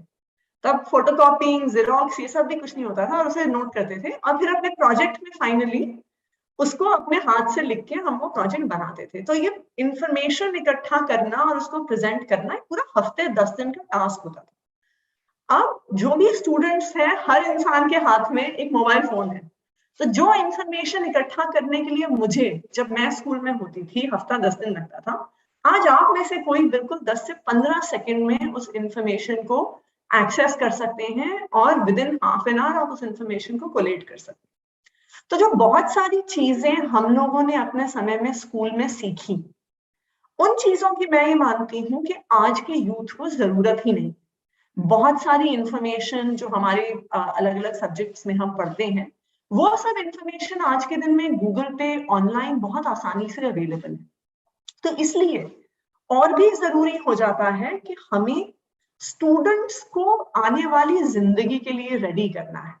And I think that is really जो ये एंटरप्रेन्योरशिप माइंडसेट करिकुलम और एक बिजनेस ब्लास्टर्स की हमने शुरुआत करी है, वो इसलिए करी। देखिए, जैसा हम सब जानते हैं, जब हम स्कूल में होते हैं और खासकर एक सामान्य परिवार के जो बच्चे होते हैं, हम सबको यही बोला जाता है, मुझे याद है कि हमें कई बार रिश्तेदार ये बोलते थे कि अच्छे से पढ़ाई कर लो वरना घास छीलोगे। और हमें ये बोला जाता है कि भाई पढ़ाई लिखाई अच्छे से करो, और उसके बाद यही आशीर्वाद भी दिया जाता है कि बेटा अच्छी सी नौकरी करना। और हमारे ये माइंडसेट है, बचपन से हमें दिया जाता है कि अच्छा तुम पढ़ने में अच्छे हो, फिर ये इस नौकरी के लिए अप्लाई करना, तुम्हें अच्छी सरकारी नौकरी मिल जाएगी। और नौकरी ढूंढना हमारा इट्स ऑलमोस्ट एज एक नेशनल ऑब्सेशन है हमारा। और यही रीजन होता है कि अगर आप भारत में देखिए कि जब ये एंट्रेंस एग्जाम्स होते हैं, चाहे वो किसी भी लेवल के एंट्रेंस एग्जाम हो, लोग साल दर साल एंट्रेंस एग्जाम्स देते रहते हैं जब तक वो फाइनल एज पे ना पहुंच जाए, जब तक वो इनएलिजिबल हो जाते हैं। जैसे रिसेंटली मैं ये कहीं पढ़ रही थी कि एक यूपी पुलिस ने एक पोस्ट निकाली थी फॉर पोस्ट मैसेंजर्स, जिसकी क्वालिफिकेशन थी कि आपको 5th पास होने की जरूरत है और आपको साइकिल चलाना आना चाहिए बस। और उस पोस्ट के लिए तकरीबन 1 लाख लोगों ने अप्लाई किया, जिसमें 8-10 हजार ऐसे लोग थे जिन्होंने पीएचडी करी हुई थी, 20-25 हजार लोग ऐसे थे जिन्होंने मास्टर्स करी हुई थी, 40 हजार लोग ऐसे थे जो ग्रेजुएशन कर चुके थे। पर उस एक पोस्ट मैसेंजर की नौकरी के लिए सो मेनी पीपल अप्लाइड। तो ये हमारा एक तरह से ऑब्सेशन क्यों है? वो इसलिए है क्योंकि हमें लगता है कि हम नौकरी करके सेफ हो जाएंगे, सिक्योर हो जाएंगे। लेकिन हम ये नहीं देखते हैं कि उस नौकरी की दौड़ में हम ऐसे कई बार कॉम्प्रोमाइजेस में करते हैं कि हम भी पूरी जिंदगी भर ऐसे काम में फंस जाते हैं जिसमें हमें मजा नहीं आता। मैं ये देखती हूँ कि मेरी उम्र पे आके बहुत सारे मेरे दोस्त जो मेरे साथ कॉलेज में पढ़ते थे, स्कूल में पढ़ते थे, कॉलेज में पढ़ते थे, बड़ी बड़ी नौकरियां करके 40 साल की उम्र तक बड़े घर भी हो गए, बड़ी गाड़ी भी हो गई, बच्चों का एडमिशन अच्छे स्कूल में भी हो गया। फिर उन्हें एक चीज होती है जिसे कहते हैं मिड लाइफ क्राइसिस, कि अब हम अपनी जिंदगी के साथ क्या करें क्योंकि हमें अपनी जिंदगी में कुछ मजा नहीं आ रहा, राइट? तो ये जो सवाल है कि क्या शुरू से हम कुछ ऐसा कर सकते हैं जिसमें हमारा पैशन है। एंड आई थिंक ये जो बिजनेस ब्लास्टर्स वाला प्रोजेक्ट है, ये इसकी एक बहुत बेहतरीन शुरुआत है कि आप लोगों ने अपने पैशन को ढूंढा है, कि आप लोगों ने ढूंढा है कि भाई हम जो प्रॉब्लम देखते हैं या हमारी जो हॉबी है या जो हमारी स्किल है उसको हम कैसे आगे लेके जा सकते हैं, और हम उसको ही हमें अपने पैशन को एक हॉबी नहीं बनाना, हम कुछ और नौकरी करें 9 to 5 जिसमें हमारा मन भी नहीं लगता, जिसमें हम बोर भी हो रहे हैं, और फिर हम थोड़ा सा अपना टाइम निकाल के अपनी हॉबी और अपनी पैशन को परस्यू करें। आप लोगों ने ये दिखाया है कि अपनी हॉबी और अपनी पैशन को ही हम एक सक्सेसफुल इकोनॉमिक वेंचर में भी कन्वर्ट कर सकते हैं, एक सक्सेसफुल फ्यूचर में कन्वर्ट कर सकते हैं। एंड आई थिंक ये बिजनेस ब्लास्टर्स का एक बहुत बड़ा सक्सेस है। ये एक सवाल हो सकता है कि क्या ये सिर्फ बिजनेस ब्लास्टर्स एक स्कूल प्रोजेक्ट है कि हमें 2000 रुपए मिले और हमने 2000 रुपए से कुछ कोशिश करी और 11वीं 12वीं के बाद हमारी लाइफ बैक टू नॉर्मल चली जाएगी। मुझे इसमें 2 चीजें लगती हैं। देखिए, पहली चीज मुझे ये लगती है कि ये बिजनेस ब्लास्टर्स का जो प्रोजेक्ट है, ये आपके फ्यूचर के लिए बहुत सारे रास्ते खोलता है। सबसे जरूरी बात यह है, मुझे लगता है कि ये जो सारे स्टूडेंट्स जिनसे मैं मिली हूँ, जिन्होंने अपने स्टार्टअप्स को शुरू किया है, उनमें एक बड़ा अलग लेवल का कॉन्फिडेंस आ गया। उनको अब लगता है कि हाँ मैं कर सकता हूँ, हाँ मैं कर सकती हूँ, मैं किसी दूसरे व्यक्ति पर डिपेंडेंट नहीं हूँ। मैं अब इस बात पे डिपेंडेंट नहीं हूँ कि मेरे कोई जान पहचान के पिताजी पापा के किसी जान पहचान वाले से कह के कहीं पे सिफारिश से नौकरी लगेगी, या मैं इस बात पे डिपेंडेंट नहीं हूँ कि मैं 10 बारी कोई एंट्रेंस एग्जाम दूंगा तो तब कहीं पे कुछ काम क्लियर होगा, या मेरे भैया किसी कहीं और जगह जाते हैं तो वो मिरर लगवा देंगे, सब में एक सेंस ऑफ कॉन्फिडेंस आ गया। देखिए इस बात का फर्क नहीं पड़ता, जैसे आप लोगों के प्रोजेक्ट्स हैं, हो सकता है आप कल कोई और प्रोजेक्ट्स करें, हो सकता है आप कोई नया स्टार्टअप शुरू करें, कोई नया काम शुरू करें, बट अब आप लोगों में कॉन्फिडेंस आ गया है कि हाँ मैं कर सकता हूँ, हाँ मैं कर सकती हूँ। एंड आई थिंक ये कॉन्फिडेंस आना अपने आप में एक बहुत बड़ी बात है। मैं खुद इतने एंटरप्रेन्योर्स को जानती हूँ जो खुद कई बारी बहुत बड़ी बड़ी जगह से पढ़ के अपनी डिग्रीज हासिल करके, जब वो ये कहते हैं कि जब हम स्टार्टअप अपना शुरू करना चाहते थे तो हमें सबसे बड़ी प्रॉब्लम होती थी कॉन्फिडेंस की, कि हमें ये लगता था कि भाई हम कर पाएंगे कि नहीं कर पाएंगे, हमें लगता था हम घर वालों के सवालों का जवाब कैसे दें। एंड आई थिंक ये एक बहुत बड़ी चीज है जो आप लोगों ने पिछले 6 महीने में ही कॉन्कर कर ली है। आपने अपना फियर कॉन्कर कर लिया है। अब आप लोग जब अपने स्कूल से निकलते हैं, कॉलेज से निकलते हैं, तो आप कॉन्फिडेंस के साथ अपना कुछ काम शुरू कर सकते हैं। And I think that is a game changer. Second चीज जो मुझे लगती है कि ये सिर्फ स्कूल प्रोजेक्ट इसलिए नहीं है क्योंकि जब जो 3 लाख हमारे स्टूडेंट्स हैं जो अभी बिजनेस ब्लास्टर्स में पार्टिसिपेट कर रहे हैं, अभी 1-2 साल में आप स्कूल की पढ़ाई खत्म करेंगे, 3-4 साल में आप कॉलेज की पढ़ाई खत्म करेंगे, तो जब आप मार्केट में और इकोनॉमी में आएंगे तो आप लोग एक बड़ी नई प्रकार की एंटरप्रेन्योरियल एनर्जी पूरे भारत की सोसाइटी में और इकोनॉमी में लेकर आए। अभी जो हमारा एक नेशनल माइंडसेट है कि हमें बस नौकरी ढूंढनी है, उससे बड़ी इंटरेस्टिंग चीज होती है। अभी कुछ दिन पहले, आई डोंट नो आप में से किसी को देखने का मौका मिला कि नहीं मिला, वैसे आप लोगों ने देखा ही होगा, आजकल सोशल मीडिया से ज्यादा हमसे ज्यादा आप लोग जानते हैं, जब पराग अग्रवाल ट्विटर के सीईओ बने तो उसके बाद एक मीम सर्कुलेट हुआ था जो बहुत सोशल मीडिया पे चला था। उसमें बहुत सारे जो इंडियन ओरिजिन के सीईओज हैं, चाहे पराग अग्रवाल हो, चाहे सत्य नडेला हो, चाहे अरविंद कृष्णा हो, उन सबकी फोटो बनी हुई थी और उस पर लिखा हुआ था, पढ़ेगा इंडिया तभी तो बढ़ेगा अमेरिका।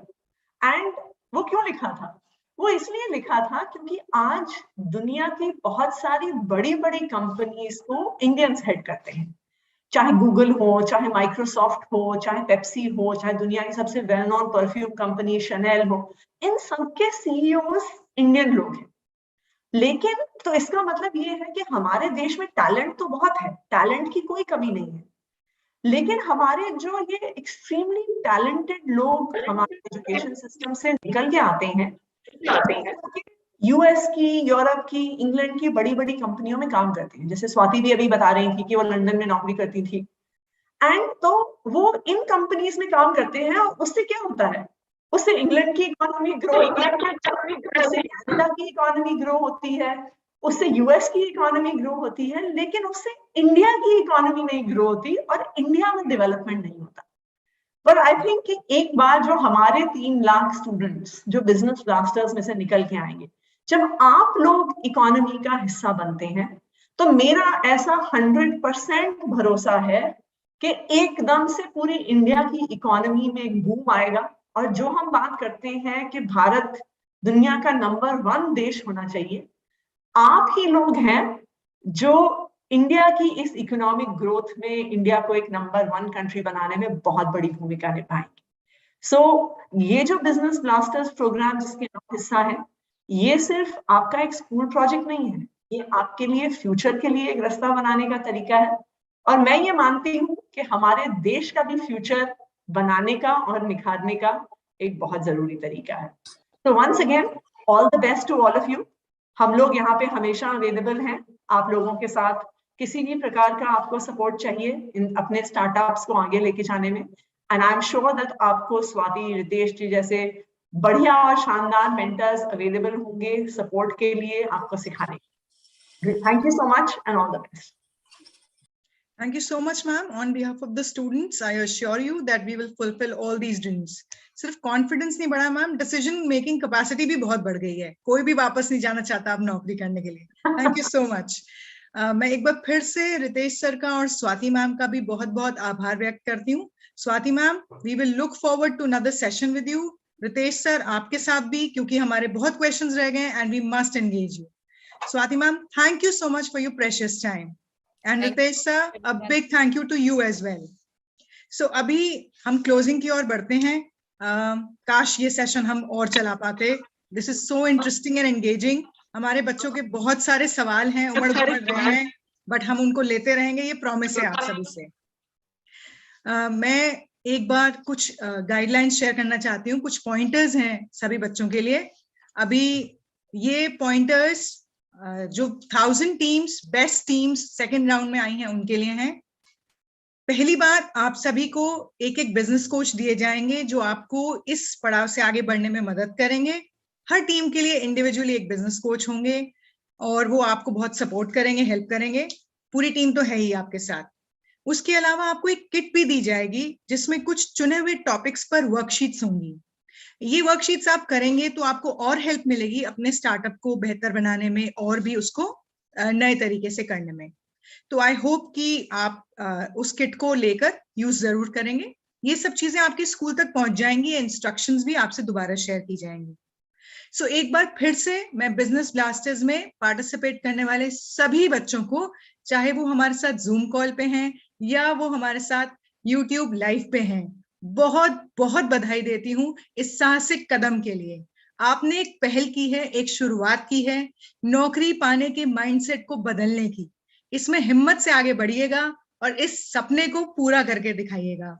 EMC टीम की ओर से आप सबका बहुत बहुत धन्यवाद हमसे जुड़ने के लिए और हमारे कार्यक्रम को इतना सफल बनाने के लिए. आप सभी का आभार. अब हमारा सेल्फी मोमेंट. मैं सभी से निवेदन करूंगी कि अपने अपने कैमरास ऑन कर लें ताकि हम आपकी पिक्चर्स ले सकें. स्माइल करना जरूरी है क्योंकि हम सेलिब्रेट कर रहे हैं. Come on everyone. Kriti, will you take a screenshot? Okay. So let's do something must.